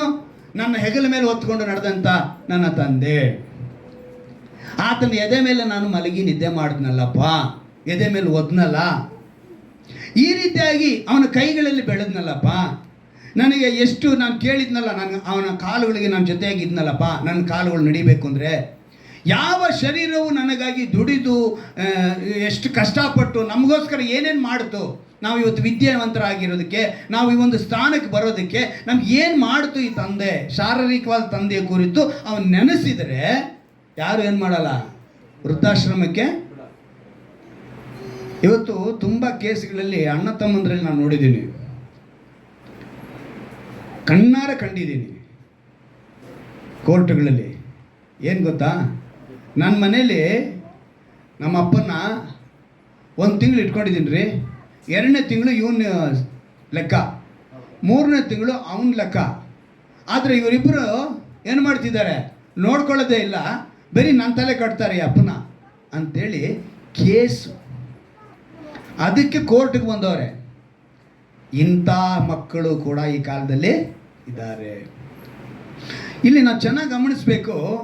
ಅಂದರೆ ನಮ್ಗೆ ಈಗಿಂಥ ಪರಿಸ್ಥಿತಿ, ತಂದೆ ಬೇಡ, ತಂದೆ ಸಂಪಾದನೆ ಬೇಕು, ಆಸ್ತಿ ಬೇಕು. ಈಗೇನು ಮಾಡ್ತಾರೆ? ನಮ್ಮನ್ನು ಲೋಕದ ಹೆತ್ತವರಿಂದ ಜನ್ಮ ಕೊಟ್ಟಿದ್ದು ಬೆಳೆಸಲು ಅವನನ್ನೇ ಸೃಷ್ಟಿ ಮಾಡಿದೆ. ಅವರು ಬೆಳೆಸದೆ ತೊಟ್ಲು ತೂಗಿ ಆಟವಾಡದೆ ಈಗ ಊಟ ಬಟ್ಟೆ ಕೊಟ್ಟು ಅವರಿಂದಲೇ ಕೊನೆಗೆ ಆ ಮಕ್ಕಳನ್ನು ಬೆಳೆಸಿ ಪ್ರಾಣ ಬಿಡೋದು ಅವರೇನೆ. ಆ ಮಕ್ಕಳಿಗೋಸ್ಕರ ಪ್ರಾಣ ಕೊಡೋರು ಹೆತ್ತವರೇನೆ. ಆದರೆ 90% ಈ ಥರ ಅನುಭವಿಸೋರಿದ್ದಾರೆ ಹೆತ್ತವರು. ಒಂದು 10% ಹೆತ್ತವ್ರ ಮಾತು ಕೇಳದಿರೋರು ಇದ್ದಾರೆ. ಕೆಲವರು ಅವ್ರ ವಯಸ್ಸಾದ ಮೇಲೆ ಅವ್ರದ್ದೇ ಒಂದು ರಾಜ್ಯಭಾರ, ಅವ್ರದ್ದೇ ಒಂದು ಮಾತುಗಳು, ಅವ್ರು ಏನು ಮಾಡ್ತಾರೆ, ಅವರು ಅರ್ಥ ಮಾಡ್ಕೊಳ್ಳಲ್ಲ. ಇಲ್ಲಿ ನನ್ನ ಪಾಯಿಂಟ್ ಏನು ಅಂತ ಹೇಳಿದ್ರೆ, ಕಣ್ಣು ಮುಂದೆ ಇರುವಂಥ ತಂದೆನ ನೀವು ಅರ್ಥ ಮಾಡ್ಕೊಳ್ದೇ ಇರುವಾಗ ಕಾಣದೇ ಇರುವಂಥ ತಂದೆ ಆದ ದೇವರನ್ನ ಹೇಗೆ ಅರ್ಥ ಮಾಡಿಕೊಳ್ತೀರಿ? ಇದು ನನ್ನ ಪಾಯಿಂಟು. ಇವತ್ತು ನಮಗೆ ದೇವರ ವಾಕ್ಯ ಕೊಟ್ಟಿರೋದೇನು, ತಂದೆಯಾದ ದೇವರನ್ನ, ಯೇಸುವಿನ ಪ್ರಭಾವ ಸ್ವರೂಪನಾದ ತಂದೆಯಾಗಿರುವ ಆತನನ್ನು ನೀವು ತಿಳಿದುಕೊಳ್ಳುವುದಕ್ಕೆ ಜ್ಞಾನವುಳ್ಳ ಆತ್ಮ ಬೇಕು. ಆ ಜ್ಞಾನವುಳ್ಳ ಆತ್ಮ ನಿಮಗಿದ್ರೇ ನಮಗೋಸ್ಕರ ತನ್ನ ಒಬ್ಬನೇ ಕುಮಾರನನ್ನು ಲೋಕಕ್ಕೆ ಕಳಿಸಿದ ತಂದೆಯ ಕುರಿತು ನೀವು ಅರಿತುಕೊಳ್ಳುವುದಕ್ಕೆ ಸಾಧ್ಯ. ಆ ತಂದೆ ಕುರಿತು ಅಂದರೆ ಇವತ್ತು ಕೆಲವು ಮಕ್ಕಳಿಗೂ ಹೆತ್ತವರಿಗೂ ಒಳ್ಳೆ ಬಾಂಡೇಜ್ ಇಲ್ಲ, ಏನಿಲ್ಲ, ಒಂದು ಬಾಂಧವ್ಯ ಇಲ್ಲ, ಒಂದು ಸಂಬಂಧ ಸರಿಯಾಗಿರಲ್ಲ. ಅದರಿಂದ ಏನಾಗ್ತಾರೆ, ಕೆಲವರು ದೂರ ಆಗ್ತಾ ಇದ್ದಾರೆ. ಇವತ್ತಿನ ದಿವಸದಲ್ಲಿ ನಾವೆಲ್ಲ ಹೇಗಿದ್ದೀವಿ ಅಂತ ಹೇಳಿದ್ರೆ, ಹೆತ್ತವರ ಮಕ್ಕಳು ಸಹ ಹಾಗೆ ಬೆಳೀತಾ ಇದ್ದಾರೆ. ಅವರು ಕೂಡ ಹೆತ್ತವರ ಫೀಲಿಂಗ್ನ ಅವ್ರು ಅರ್ಥ ಮಾಡ್ಕೊಳ್ಳಲ್ಲ. ಅನೇಕರಲ್ಲಿ ಮಕ್ಕಳ ಫೀಲಿಂಗ್ನ ಅರ್ಥ ಮಾಡ್ಕೊಳ್ಳೋಣ ಹೆತ್ತವರು ಇದ್ದಾರೆ. ಮಕ್ಕಳ ಫೀಲಿಂಗ್ನ ಕೂಡ ಹೆತ್ತವರು ಅರ್ಥಕೋಬೇಕು, ಹೆತ್ತವರ ಫೀಲಿಂಗ್ನ ಮಕ್ಕಳು ತಿಳ್ಕೊಳ್ಬೇಕು. ಇಂಥ ಪರಿಸ್ಥಿತಿಯಲ್ಲಿ ನಾವು ಅದಕ್ಕೆ ಇವತ್ತು ದೇವರು ಎಚ್ಚರಿಕೆ ಪಡಿಸಿ ಅದಕ್ಕೆ ಇಬ್ರಿಯರಿಗೆಲ್ಲ ಸುಮ್ಮನೆ ಹೇಳಿಲ್ಲ ದೇವರು, ನಿಮ್ಮ ಕಣ್ಮುಂದೆ ಶರೀರ ಪ್ರಕಾರವಾಗಿರುವಂಥ ಆ ವಾಕ್ಯನ ತೆಗೆದುಕೊಳ್ಳೋಣ. ಇಬ್ರಿಯರಿಗಾದ ಪತ್ರಿಕೆಯಲ್ಲಿ 12ನೇ ಅಧ್ಯಾಯ ತೆಗೆದುಕೊಳ್ಳಿ. ಅದರಲ್ಲಿ ಇನ್ನೊಂದು ಮಾತು ಬರೆಯಲ್ಪಟ್ಟಿದೆ.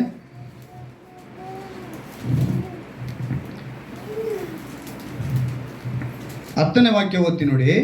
ಆ ತಂದೆಗಳು ಕೆಲವು ದಿವಸಗಳ ಪ್ರಯೋಜನ ಲಕ್ಷ್ಯಕ್ಕೆ ತೆಗೆದುಕೊಂಡು ತಮ್ಮ ಮನಸ್ಸಿಗೆ ತೋರಿದಂತೆ ನಮ್ಮನ್ನು ಶಿಕ್ಷಿಸಿದರು.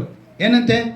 ಕೆಲವು ಪ್ರಯೋಜನಗಳನ್ನು ನೆನೆಸಿಕೊಂಡು ನಮ್ಮನ್ನು ಅವರು ಶಿಕ್ಷಿಸಿದ್ರಂತೆ. ಆತನಾದರೂ ನಾವು ಪರಿಶುದ್ಧತೆಯಲ್ಲಿ ಪಾಲುಗಾರರಾಗಬೇಕೆಂದು ನಮ್ಮ ಹಿತಕ್ಕಾಗಿಯೇ ಶಿಕ್ಷಿಸುತ್ತಾನೆ. ಪರಲೋಕದ ತಂದೆ ಯಾವುದಕ್ಕಾಗಿ ಶಿಕ್ಷಿಸ್ತಾನೆ ಅಂತ ಹೇಳಿದ್ರೆ, ಪರಿಶುದ್ಧರಾಗಿರಬೇಕು ಅಂತ. ಲೋಕದ ಶರೀರ ಪ್ರಕಾರವಾಗಿ ಹುಟ್ಟಿದ ತಂದೆ ಏನಂದರೆ ಪ್ರಯೋಜನವಾಗಿರಬೇಕು ಅಂತ.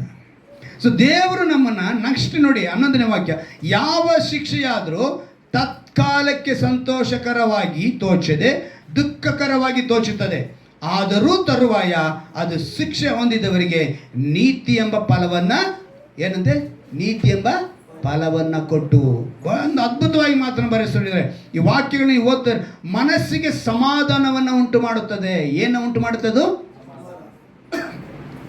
ಇಂದು ಅನೇಕರು ಹೆತ್ತವರೊಂದಿಗೆ ಮಕ್ಕಳೊಂದಿಗೆ ಸರಿಯಾದ ಬಾಂಡೇಜ್ ಇಲ್ಲ. ಕಾರಣ ಏನು ಗೊತ್ತಾ? ಮೊದಲನೇದು ಇವತ್ತು ಮೊಬೈಲ್. ಪ್ರತಿಯೊಬ್ಬರ ಕೈಯಲ್ಲಿ ಏನಿದೆ ಇವತ್ತು? ಚಿಕ್ಕ ಮಕ್ಕಳ ಕೈಯಲ್ಲಿ ಕೂಡ. ಮೊನ್ನೆ ನಾನು ಅದನ್ನೇ ವಿಡಿಯೋ ಕೆಲವ್ರಿಗೆ ಶೇರ್ ಮಾಡಿದ್ದೆ. ಏನಕ್ಕೋಸ್ಕರ ಗೊತ್ತಾ? ಈ ಥರ ಚಿಕ್ಕ ಚಿಕ್ಕ ಮಕ್ಕಳಿಗೆ ಮೊಬೈಲ್ ಕೊಟ್ಬಿಟ್ಟು ಆ ಮಕ್ಕಳ ಬುದ್ಧಿನೇ ಬೆಳವಣಿಗೆ ಆಗಲ್ಲ. ಏನೇ ಬೆಳೆಯಲ್ಲ, ಬುದ್ಧಿನೇ. ಊಟ ಮಾಡಿಸ್ಬೇಕು ಅಂದರೆ ಮೊಬೈಲ್ನಲ್ಲಿ ಏನಂತೆ, ಏನಾಡು, ಅದೇನೋ ಒಂದು ಹಾಡಿದೆಯಪ್ಪ, ಆಕಳು ಪಾಕಳು ಏನೋ ಒಂದು, ಮನೆ ಬಿಟ್ಟು ಹೋಗಿ ಏನೋ ಹಾಡುಗಳವೆ, ಅವುಗಳನ್ನ ಹಾಕಿ ಏನು ಕೊಟ್ಬಿಟ್ಟದಂತೆ. ಆ ಮಗು ಈಗಲೇ ಎಷ್ಟು ವಯಸ್ಸಿಗೆ? 1 ವಯಸ್ಸಿಗೆ 1.5 ವರ್ಷಕ್ಕೆ ಮಕ್ಕಳೇನು ಮಾಡ್ತವೆ? ಮೊಬೈಲ್ನ ನೋಡ್ಕೊಂಡು ಊಟ ಮಾಡೋದಂತೆ. ಒಂದಾನೊಂದು ಕಾಲದಲ್ಲಿ ಎತ್ಕೊಂಡು ಬೀದಿ ತಿರುಗಾಡಿ ಚಂದಮಾಮನ ತೋರಿಸಿ, ರಾತ್ರಿ ಹೊತ್ತು ಬೆಳಿಗ್ಗೆ ಹೊತ್ತು ನಾಯಿನ ತೋರಿಸಿ, ಅಜ್ಜಿನ ತೋರಿಸಿ, ಇನ್ನು ಗಡ್ಡ ಬಿಟ್ಟವನ್ನೆಲ್ಲ ತೋರಿಸಿ ಏನು ಮಾಡ್ತಿದ್ರು? ಊಟ ಬೂಚಿ ಬತ್ತಾನೆ ನಾನು ಗಡ್ಡ ಬಿಟ್ಟು ನೋಡಿ. ಆದರೆ ಇವಾಗ ಗಡ್ಡ ಬಿಡೋದು ಫ್ಯಾಷನ್. ಈಗ ಇವತ್ತು ಯಾವ ರೀತಿ ನಾವಿದ್ದೀವಿ? ತಂದೆಯಾದ ದೇವರನ್ನ ಹೇಗೆ ಅರ್ಥ ಮಾಡ್ಕೊಳ್ತೀವಿ? ಅದಕ್ಕೇನೆ ಒಂದು ಎತ್ತವರು ಮಾತು ಹೇಳ್ತೀನಿ ಕೇಳಿ. ವಾಟ್ಸಪ್ನಲ್ಲಿ ತಾಯಿ ಮಗನಿಗೆ, ಊಟ ರೆಡಿ ಆಗಿದೆ, ಬೇಗ ಬಂದ್ಬಿಡು, ಊಟ ಮಾಡಿ ಬರ್ತಾ ನಿನ್ನ ತಂಗಿನೂ ಅಣ್ಣನೂ ಕರ್ಕೊಂಬ ಅಂಥೇಳಿ ವಾಟ್ಸಪ್ಪಲ್ಲಿ ಮೆಸೇಜ್ ಮಾಡ್ತಾರೆ ಅಂತ. ಯಾರು? ಏನಕ್ಕೆ? ಅಡುಗೆ ರೆಡಿ ಆಗಿದೆ ಅಂತ. ಅವನು ಅರ್ಧ ಗಂಟೆ ಬಿಟ್ಟು ರಿಪ್ಲೈ ಮಾಡ್ತಿದ್ದಾನೆ. ಏನಂತ? ಆಲ್ರೆಡಿ ನಾನು ಫ್ರೆಂಡ್ ಮನೇಲಿ ಇದ್ದೀನಿ, ಫ್ರೆಂಡ್ ಮನೇಲಿ ನಾನು ತಿಂದುಬಿಟ್ಟೆ, ನೀನು ತಿಂದುಬಿಟ್ಟು ಮಲ್ಕೋ. ಹೆಂಗಿದೆ ನೋಡಿದ್ರ? ಒಂದ್ಸಲಿ ಅದೇ ರೀತಿ ಒಂದು ಕುಟುಂಬ, ಕ್ರೈಸ್ತ ಕುಟುಂಬ, ಬೆಳಿಗ್ಗೆ ಎದ್ದು ಹೋಗ್ಬೇಕಿರೆ ತಂದೆ ತಾಯಿ ಎಲ್ಲ ರೆಡಿಯಾಗಿ ಚರ್ಚ್ ಬಾಗಿಲು ಬರ್ಬೇಕಿರೆ ಮಗ ಕೇಳಿದಂತೆ, ಅಮ್ಮ ಟಿಫನ್ ರೆಡಿ ಆಗೋಯ್ತಾ? ನಾನು ಟಿಫನ್ ಮಾಡ್ಕೊಂಬರ್ತೀನಿ. ಆಯಿತು ಮಾಡ್ಕೊಂಬ. ಸರಿ ಮಾಡ್ಕೊಂಬರ್ತೀನಿ ಅಂತ ಹೇಳ್ದ. ಆಯಿತು ಅಂದ. ಸರಿ, ಚರ್ಚ್ಗೆ ಹೋಗ್ಬೇಕು, ಏನು ಬೇಕು? ಬೈಬಲ್ ಬೇಕು. ಬೈಬಲ್ ಎಲ್ಲ ಅಂತ ಹೇಳಿದ್ರೆ, ಬೈಬಲಾ? ಇವಾಗ ಮೊಬೈಲ್ ಬಂದುಬಿಟ್ಟಿದೆ, ಮೊಬೈಲಲ್ಲೇ ನನ್ನ ಬೈಬಲ್ ಇದೆ ಅಂದ. ತಕ್ಷಣ ಅವ್ರ ಅಪ್ಪ ಹೇಳಿದ್ರಂತೆ, ಇವನಿಗೆ ನೀನು ಮಾಡಿರೋ ಟಿಫನ್ನ ಮೊಬೈಲ್ನಲ್ಲಿ ಫೋಟೋ ಹಿಡಿದು ಕಳಿಸ್ಬಿಡು ಅಂದ. ಏನದ? ಹಾಂ, ಅದರಲ್ಲೇ ನೋಡ್ಕೊಳಪ್ಪ, ಊಟ ಮಾಡ್ದಂಗೆ ಇರುತ್ತೆ ಅಂತ. ವಾಟ್ಸಪ್ ಅನ್ನೋದು, ಈ ಮೊಬೈಲ್ ಅನ್ನೋದು, ಇವತ್ತು ಏನು ಮೀಡಿಯಾ ಅನ್ನೋದು, ಇಂಟರ್ನೆಟ್ ಅನ್ನೋದು ಮನುಷ್ಯನ ಎಲ್ಲಿವರೆಗೂ ತೊಗೊಂಡು ಹೋಗ್ತಿದೆ. ಈ ಲೋಕದ ತಂದೆಯನ್ನೇ ಅರ್ಥ ಮಾಡಿಕೊಳ್ಳದೆ ಪರಲೋಕದ ತಂದೆಯನ್ನು ಹೇಗೆ ಅರ್ಥ ಮಾಡಿಕೊಳ್ತೀವಿ ನಾವು? ಅದನ್ನೊಂದಿಗೆ ಹೆಂಗೆ ಸಂಬಂಧ ಬೆಳೆಸ್ಕೊಳ್ತೀವಿ? ಯಾಕಂದ್ರೆ ನಿತ್ಯ ಕಾಲ ಇರಬೇಕು. ನಾವು ಹೆಂಗಿರಬೇಕು? ನಿತ್ಯ ಕಾಲ ಇರಬೇಕು. ನಾನು ನಿಮಗೊಂದು ಚಿತ್ರ ತೋರಿಸ್ಬೇಕು ಅಂತ ಅದಕ್ಕೆ ಮೈಕ್ ಹಾಕ್ಕೊಂಡೆ, ಆದರೆ ತೋರಿಸ್ತೀನಿ ನೋಡಿ. ಕಾಣಿಸ್ತಾ ಇದೆ ಚಿತ್ರ? ಮೇಲ್ಗಡೆ ದೇವರಿದ್ದಾರೆ, ಒಂದು ಕಡೆ ಎತ್ತವರಿದ್ದಾರೆ, ನಂತರ ಮಕ್ಕಳಿದ್ದಾರೆ, ಇನ್ನೊಂದು ಕಡೆ ಬೇಬಿಯನ್ನು ಫೋಟೋ ಹಾಕಿದ್ದೀವಿ, ಬೇಬಿಯನ್ನು ಬರೆದಿದ್ದೀವಿ. 4 ಇದೆಯಾ ಇದರಲ್ಲಿ? ಈಗ ದೇವರು ಆಶೀರ್ವದಿಸಿ ಈ ಎತ್ತವರು ಅವರೇನು ಮಾಡಿದ್ರು? ಆಶೀರ್ವಾದದಿಂದ ಮಕ್ಕಳನ್ನು ಎತ್ಕೊಂಡು. ಈ ಮಕ್ಕಳು ಬಂದ ಮೇಲೆ ಹೆತ್ತವರ ಒಂದು ಅಭಿಪ್ರಾಯ ಏನು ಅಂತ ಹೇಳಿದ್ರೆ, ನಮ್ಮ ಮಕ್ಕಳು ನಾಳೆ ದಿವಸ ನಮ್ಮನ್ನು ನೋಡ್ಕೊಳ್ತಾರೆ. ಈ ಹೆತ್ತವ್ರಿಗೆ ಏನಿರಬೇಕು ಅಂದರೆ, ದೇವರು ನಮ್ಮನ್ನು ನೋಡ್ತಾ ಇದ್ದಾನೆ. ನಂತರ ಈ ಮಕ್ಕಳೇನು ಮಾಡಬೇಕು? ನಾಳೆ ನಾವು ಅದೇ ಪರಿಸ್ಥಿತಿಗೆ ಹೋಗ್ತೀವಿ. ಯಾರು ಹೆತ್ತವರಾಗಿ ಮಕ್ಕಳನ್ನು ಹೆತ್ತು ಮಕ್ಕಳಿಗೆ ಮದುವೆ ಮಾಡಿದ್ಮೇಲೆ ನೆಕ್ಸ್ಟ್ ಅವರು ಅಂದರೆ ಈ ಹೆತ್ತವ್ರು ಏನು ಮಾಡ್ತಾರೆ? ಮಕ್ಕಳು ನೋಡ್ತಿರ್ತಾರೆ. ಈ ಮಕ್ಕಳು ಮದುವೆ ಆಗಿ ಅವ್ರಿಗೆ ಹುಟ್ಟಿದ ಮಗುನ ನೋಡ್ತಿರ್ತಾರೆ. ಯಾರನ್ನ? ಅವ್ರಿಗೆ ಹುಟ್ಟಿದ ಮಗುನ. ಆದರೆ ಮೂವರು ಸೇರಿ ದೇವರನ್ನ ಮರೀತಾರೆ. ತಂದೆಯಾದ ದೇವರನ್ನ. ಒಂದು ದಿವಸ ಏನಾಗಬೇಕು? ಆ ಕಾಲಚಕ್ರ ಪ್ರಕಾರ ಆ ಹೆತ್ತವ್ರು ಎಲ್ಲಿಗೆ ಬರ್ತಾರೆ? ಮಕ್ಕಳ ಹತ್ರಕ್ಕೆ ಬರ್ತಾರೆ. ಈ ಮಕ್ಕಳು ನೆಕ್ಸ್ಟ್ ಅವ್ರ ಮಗು ನೋಡ್ತಿದ್ದಾರೆ. ಕೊನೆಗೆ ಈ ಮಕ್ಕಳು ಕೂಡ ಎಲ್ಲಿಗೆ ಬರ್ತಾರೆ? ಹೆತ್ತವರಾಗ್ತಾರೆ. ರೌಂಡ್ ಆಗ್ತಾ ಇರುತ್ತೆ. ಯಾರು ರೌಂಡ್ ಹಾಕಿದ್ರು ಕೂಡ ಎಲ್ಲಿಗೆ ಬಂದು ನಿಂತ್ಕೋಬೇಕು? ದೇವ್ರ ಹತ್ರನೇ ಬಂದು ನಿಂತ್ಕೊಳ್ಬೇಕು. ಅಮ್ಮಮ್ಮ ಅಂದರೆ ತಂದೆ, ಈ ಶಾರೀರಿಕ ತಂದೆ 60ರಿಂದ 80ರವರೆಗೂ ಅಲ್ವಾ ಈ ಭೂಮಿ ಮೇಲೆ. ಈ ರೀತಿ ಇರುವಾಗ ನಾವು ಯಾವ ರೀತಿ ನಮ್ಮ ಕಣ್ಮುಂದೆ ಇರು? ಕೆಲವು ಮಕ್ಕಳು ಬಹಳ ಅಸಭ್ಯವಾಗಿ ಮಾತನಾಡಿದ ನಾವು ಕೇಳಿದ್ದೀವಿ. ನನಗೆ ಬಹಳ ಬಹಳ ಬೇಸರವಾಗಿದೆ. ತುಂಬ ಜನ ನನ್ನ ಹತ್ರ ಈ ರೀತಿ, ನಾನು ನಮ್ಮ ಹಳೆ ಸಭೆಯಲ್ಲಿದ್ದಾಗ ತುಂಬ ಜನ ಬಂದಿದ್ದಾರೆ. ಆ ಹುಡುಗನ ನಮ್ಮ ಆರ್ಫೇಜ್ ಕೂಡ ತಗೊಂಬಂದು ಹಾಕಿದ್ರು ಒಂದು ಸಲ ಅವನ್ನ. ಅನೇಕ ಮಕ್ಕಳು ಇವೆ ಹೆಂಗೆ ಮನಸ್ಸರಿದ್ದಾರೆ ಅಂತ ಹೇಳಿದ್ರೆ, ನಾನು ಹೇಳಿದ್ ನಾನು ನಿಮಗೆ ಹುಟ್ಟಿಸ್ಕೊ ಅಂತ ಹೆಂಗೆ ಕೇಳ್ತಾರೆ? ನಾನು ಹೇಳಿದ್ ನಾನು ನಿಮಗೆ ಹುಟ್ಟಿಸ್ಕೊ ಅಂತ ಹೇಳಿ. ಇನ್ನು ಕೆಲವರು ಅಸಭ್ಯವಾಗಿ ನಿಮ್ಮ ಅವಸರ ತೀರಿಸ್ಕೊಳ್ಳೋಕೆ ನೀವು ಹುಟ್ಟಿಸ್ಕೊಂಡಿದ್ರ ಅಂತ ಹೇಳಿದ್ದಾರೆ. ಏನಂತ ಹೇಳಿದ್ದಾರೆ? ಅವಸರನ. ನೋಡಿ, ಪ್ರಪಂಚ ಈ ಲೋಕದಲ್ಲಿರುವಂಥ ಶಾರೀರಿಕವಾಗಿ ಕೊಟ್ಟಂಥ ತಂದೆಯನ್ನೇ ಅರ್ಥ ಮಾಡಿಕೊಳ್ದೇ ಇರುವಾಗ ನಾವು ಹೇಗೆ ಪರಲೋಕದ ತಂದೆಯನ್ನು ಅರ್ಥ ಮಾಡಿಕೊಳ್ಳುವುದು? ನಿಮ್ಮ ಮುಂದೆ ಆ ಪ್ರಶ್ನೆ ನೀಡಬೇಕು. ಅದಕ್ಕೆ ದೇವರು ಹೇಳಿದ್ದು, ಜ್ಞಾನವುಳ್ಳ ಆತ್ಮ ನಿಮಗೆ ಬೇಕು. 90% ಹೆತ್ತವರು ಸರಿಯಾಗಿದ್ದಾರೆ, 10% ಅವ್ರು ಮಾತ್ರ ಕೆಲವರು ಸ್ವಲ್ಪ ತಿಕ್ಲಿಡ್ದಂಗೆ ಮಕ್ಕಳ ಮಾತು ಕೇಳಲ್ಲ ಇಲ್ಲ. ಆದರೆ 90% ಮಕ್ಕಳು ಏನು ಮಾಡಿದ್ದಾರೆ? ಅದಕ್ಕೇ ತಂದೆಯಾದ ದೇವರನ್ನ ಕೀರ್ತನೆಗಾರ ಹೇಳ್ತಾನೆ. ಹೇಗೆ ಹೇಳ್ತಾನೆ ನೋಡಿ, ಕೀರ್ತನೆಗಳು 34ನೇ ಅಧ್ಯಾಯದಲ್ಲಿ 8ನೇ ವಾಕ್ಯ. ಕೀರ್ತನೆಗಳು 34ನೇ ಅಧ್ಯಾಯ 8ನೇ ವಾಕ್ಯ. ತಂದೆಯಾದ ದೇವರ ಕುರಿತು ಬರೆಯಲ್ಪಟ್ಟಿದೆ, ಯೆಹೋವನು ಸರ್ವೋತ್ತಮನೆಂದು ಅನುಭವದಿಂದ ತಿಳಿದುಕೊಳ್ಳಿರಿ. ಅನುಭವ ಬೇಕು. ನೀವು KJ ಬೈಬಲ್ ನೋಡಿದ್ರೆ ರುಚಿಸಿ ನೋಡಿರಿ ಅಂತಿದೆ. ಏನಂತ ಇದೆ? ರುಚಿಸಿ ನೋಡಿರಿ. ಅರ್ಥ ಏನು? ಟೇಸ್ಟ್ ಮಾಡಬೇಕು. ದೇವರ ಕುರಿತು ನಿಮ್ಗೆ ಏನು ಬರಬೇಕು ಅಂದರೆ, ಮನೆ ಮಾರು ಆಸ್ತಿ ಪಾಸ್ತಿ ಎಲ್ಲ ಪಿತೃಗಳಿಂದ ಸಿಗುತ್ತೆ, ಆದರೆ ಪರಲೋಕದ ದೇವರಿಂದ ನಿಮ್ಗೆ ಸಿಗೋದು ನಿತ್ಯ ಜೀವ. ಹಲ್ಲೆಲೂಯ. ಕಾರಣ ಆ ನಿತ್ಯ ಜೀವ ಏನಕ್ಕೆ ಬೇಕು ಅಂತ ಹೇಳಿದ್ರೆ, ಈ ಲೋಕದಲ್ಲಿ ನಮ್ಗೆ ಏನಿಲ್ಲ, ಜೀವ ಇಲ್ಲ. ನಾವು ನಿತ್ಯ ಜೀವ ಪಡಿಬೇಕು ಅಂದರೆ ನಾವು ಅಲ್ಲಿಗೆ ಹೋಗಲೇಬೇಕು. ದೇವರು ನಿತ್ಯ ಜೀವ ಎಂಬ ಆಸ್ತಿಯನ್ನು ನಮಗೆ ಇಟ್ಟಿದ್ದಾರೆ, ಅವ್ರು ಕೊಡಲು ಬಯಸ್ತಾ ಇದ್ದಾರೆ. ಸಮಾಜ ಏನು ಮಾಡ್ತಿಲ್ಲ, ಕ್ರೈಸ್ತರು ಏನು ಮಾಡ್ತಾ ಇಲ್ಲ, ಅದನ್ನು ಅಂಗೀಕರಿಸ್ತಿಲ್ಲ. ಯಾರ್ಯಾರು ಆತನ ಅರ್ಥ ಮಾಡಿಕೊಳ್ತಾರೋ, ಆ ಆಸ್ತಿಯನ್ನು ಸ್ವಂತ ಮಾಡಿಕೊಳ್ತಾರೋ, ಆತನ ಮಾರ್ಗದಲ್ಲಿ ಯಾರು ನಡೀತಾರೋ ಅವರಿಗೆ ಜ್ಞಾನವುಳ್ಳ ಆತ್ಮ ಸಿಗುತ್ತೆ. ದೇವ್ರನ್ನ ನಾವೇನಕ್ಕೆ ಅರ್ಥ ಮಾಡಿಕೊಳ್ಬೇಕು ಅನ್ನೋ ಪ್ರಶ್ನೆ ಏನಾದ್ರು ಬಂದರೆ, ಮೊದಲನೇದಾಗಿ ಉತ್ತರ ಏನು ಅಂತ ಹೇಳಿದ್ರೆ, ನಿತ್ಯ ಜೀವ. ಆ ನಿತ್ಯ ಜೀವ ಎಂಬ ಆಸ್ತಿನ ಅವ್ರು ಕೊಡಬೇಕು. ಉಚಿತವಾಗಿ ಕೊಡ್ತಾ ಇದ್ದಾರೆ. ಅವ್ರು ಬೇರೇನೂ ಕೊಡ್ತಿಲ್ಲ ನಿಮಗೆ. ಅವ್ರು ಏನು ಕೊಡ್ತಿದ್ದಾರೆ? ಉಚಿತವಾಗಿ ಕೊಡ್ತಾರೆ. ನಿತ್ಯ ಜೀವ ಪಡೆಯದೆ ಪಾಪದ ನಿಮಿತ್ತ, ಅಪರಾಧ ನಿಮಿತ್ತ, ಅಕ್ರಮದ ನಿಮಿತ್ತ ನಾವು ನರಕಕ್ಕೆ ಗುರಿಯಾಗಬಾರ್ದು ಅಂತ ಹೇಳಿ ದೇವರೇನು ಮಾಡ್ತಿದ್ದಾರೆ, ನಮ್ಮನ್ನು ತನ್ನ ಕಡೆಗೆ ಕ್ರಯಕ್ಕೆ ತೆಗೆದುಕೊಂಡು ನಮ್ಮನ್ನು ಅವರು ಪರಲೋಕಕ್ಕೆ ಸೇರಿಸಬೇಕು ಅಂತ ಯೋಚನೆ ಮಾಡಿದರೆ. ನಾವು ತಿಳ್ಕೋಬೇಕು, ಈ ದಿವಸದಲ್ಲಿ ದೇವರು ನಿತ್ಯ ತಂದೆಯಾದ ದೇವರನ್ನು ಅರಿತುಕೊಳ್ಳಬೇಕು. ಅಂದರೆ ಇವತ್ತು ದೇವರಿಗೂ ಮಾನವನಿಗೂ ಸರಿಯಾದ ಸಮಾಧಾನ ಇಲ್ಲ, ಸಂಧಾನ ಇಲ್ಲ. ಅದಕ್ಕೇ ಕೊಲೋಸ್ಯರಿಗೆ 1ನೇ ಅಧ್ಯಾಯದಲ್ಲಿ ಒಂದು ಮಾತು ಬರೆಯಲ್ಪಟ್ಟಿದೆ. ಕೊಲೋಸ್ಯರಿಗೆ ಬರೆದ ಪತ್ರಿಕೆ 1ನೇ ಅಧ್ಯಾಯ 19ನೇ ವಾಕ್ಯ. ಕೊಲೋಸ್ಯರಿಗೆ ಬರೆದ ಪತ್ರಿಕೆ 1ನೇ ಅಧ್ಯಾಯ 19ನೇ ವಾಕ್ಯದಲ್ಲಿ, ತಂದೆಯಾದ ದೇವರು ಆತನಲ್ಲಿ ತನ್ನ ಸರ್ವ ಸಂಪೂರ್ಣತೆಯು ವಾಸವಾಗಿರಬೇಕೆಂತಲೂ. ಯಾರು? ತಂದೆಯಾದ ದೇವರು. ಕೊಲೋಸ್ಯರಿಗೆ ಬರೆದ ಪತ್ರಿಕೆ 1ನೇ ಅಧ್ಯಾಯ 19-20ನೇ ವಾಕ್ಯ. ತಂದೆಯಾದ ದೇವರು ಆತನಲ್ಲಿ ತನ್ನ ಸರ್ವ ಸಂಪೂರ್ಣತೆಯು ವಾಸವಾಗಬೇಕೆಂತಲೂ ಆತನು ಶಿಲುಬೆಯ ಮೇಲೆ ಸುರಿಸಿದ ರಕ್ತದಿಂದ ತಾನು ಸಮಾಧಾನವನ್ನು ಉಂಟು ಮಾಡಿ, ಏನಂತೆ? ತಾನು ಸಮಾಧಾನವನ್ನು ಉಂಟು ಮಾಡಿ ಭೂಪರಲೋಕಗಳಲ್ಲಿರುವ ಸಮಸ್ತವನ್ನು ಆತನ ಮೂಲಕ ತನಗೆ, ಯಾರಿಗೆ ಅಂತೆ? ತನಗೆ ಅಂದರೆ ದೇವರಿಗೆ, ತಂದೆಯಾದ ದೇವರಿಗೆ ಸಂಧಾನ ಪಡಿಸಿಕೊಳ್ಳಬೇಕೆಂದಲು ನಿಷ್ಕರ್ಷೆ ಮಾಡಿದನು. ದೇವರು ತನ್ನೊಂದಿಗೆ ಎಲ್ಲರೂ ಸಮಾಧಾನವಾಗಿರಬೇಕು ಅಂತ ಹೇಳಿ ಕ್ರಿಸ್ತ ಯೇಸುವಿನ ಮೂಲಕ ಭೂಮಿಗೆ ಕಳಿಸಿ ಎಲ್ಲರೂ ನನ್ನೊಂದಿಗೆ ಏನಿರಬೇಕು? ಸಮಾಧಾನವಾಗಿರಬೇಕು.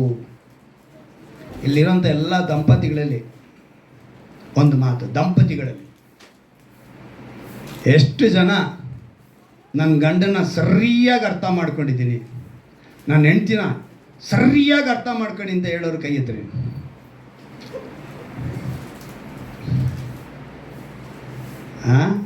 ಅಲ್ವಾ? ಎಷ್ಟು ಬಹಳ ಪ್ರಾಮುಖ್ಯ ಗೊತ್ತಾ? ಈ ನೀವು ಅರ್ಥ ಮಾಡ್ಕೊಂಡಿಲ್ಲ ಅಂದರೆ ತುಂಬ ಕಷ್ಟ. ಕೆಲವು ಪತ್ನಿ ಹೇಳೋ ಮಾತು, ಕೆಲವು ಗಂಡಂದ್ರು ಹೇಳ್ತಾರೆ ಈ ಮಾತನ್ನ, ಅರ್ಥ ಮಾಡ್ಕೊಳಕ್ಕೆ ಆಗ್ತಾ ಇಲ್ಲ ರೀ, ಅದು ಯಾವ ಸಮಯ ಹುಚ್ಚಿನಾಡ್ದಂಗೆ ಆಡ್ತಾನೆ ಗೊತ್ತಿಲ್ಲ ಇವನು ಅನ್ನೋರ್ನೂ ಕೇಳಿದ್ದೀನಿ. ಇನ್ನು ಕೆಲವರು ಹೇಳ್ತಾರೆ, ನನ್ನ ಗಂಡ ಒಂದು ಸಮಯ ಇದ್ದಂಗೆ ಇನ್ನೊಂದು ಸಮಯ, ಬೆಳಿಗ್ಗೆ ಒಂಥರ ಇರ್ತಾರೆ, ರಾತ್ರಿ ಕೆಲಸಕ್ಕೆ ಹೋಗುವಾಗ ಒಂಥರ ಇರ್ತಾರೆ, ಕೆಲಸದ ಬಂದಾಗ ಒಂಥರ ಇರ್ತಾರೆ ಅಲ್ವಾ? ಅರ್ಥ ಮಾಡಿಕೊಳ್ಳೋಕ್ಕಾಗ್ತಿಲ್ಲ. ಇನ್ನೂ ಅಂದರೆ ಈಗ ನಾನು ಈ ಮದುವೆ ವಿಷಯಗಳಲ್ಲಿ ಕೆಲವು ಸೆಲೆಕ್ಷನ್ ಮಾಡ್ತಾ ಇದ್ದೀನಲ್ಲ, ನನ್ನ ತಂಗಿ ಮಕ್ಕಳಿಗೆ, ನಮ್ಮ ನಾದಿನಿ ಮಕ್ಕಳಿಗೆ, ನನ್ನ ಮಕ್ಕಳಿಗೆ, ನನ್ನ ಮಗಳಿಗೆ ಮಾಡಿದ್ದಿಂದ ಹಿಡಿದು ಎಲ್ಲರದ್ದು ನಾನು ಗಮನಿಸುವಾಗ ಕೆಲವು ವಿಷಯಗಳನ್ನ ನಾನು ಕಂಡುಕೊಂಡೆ.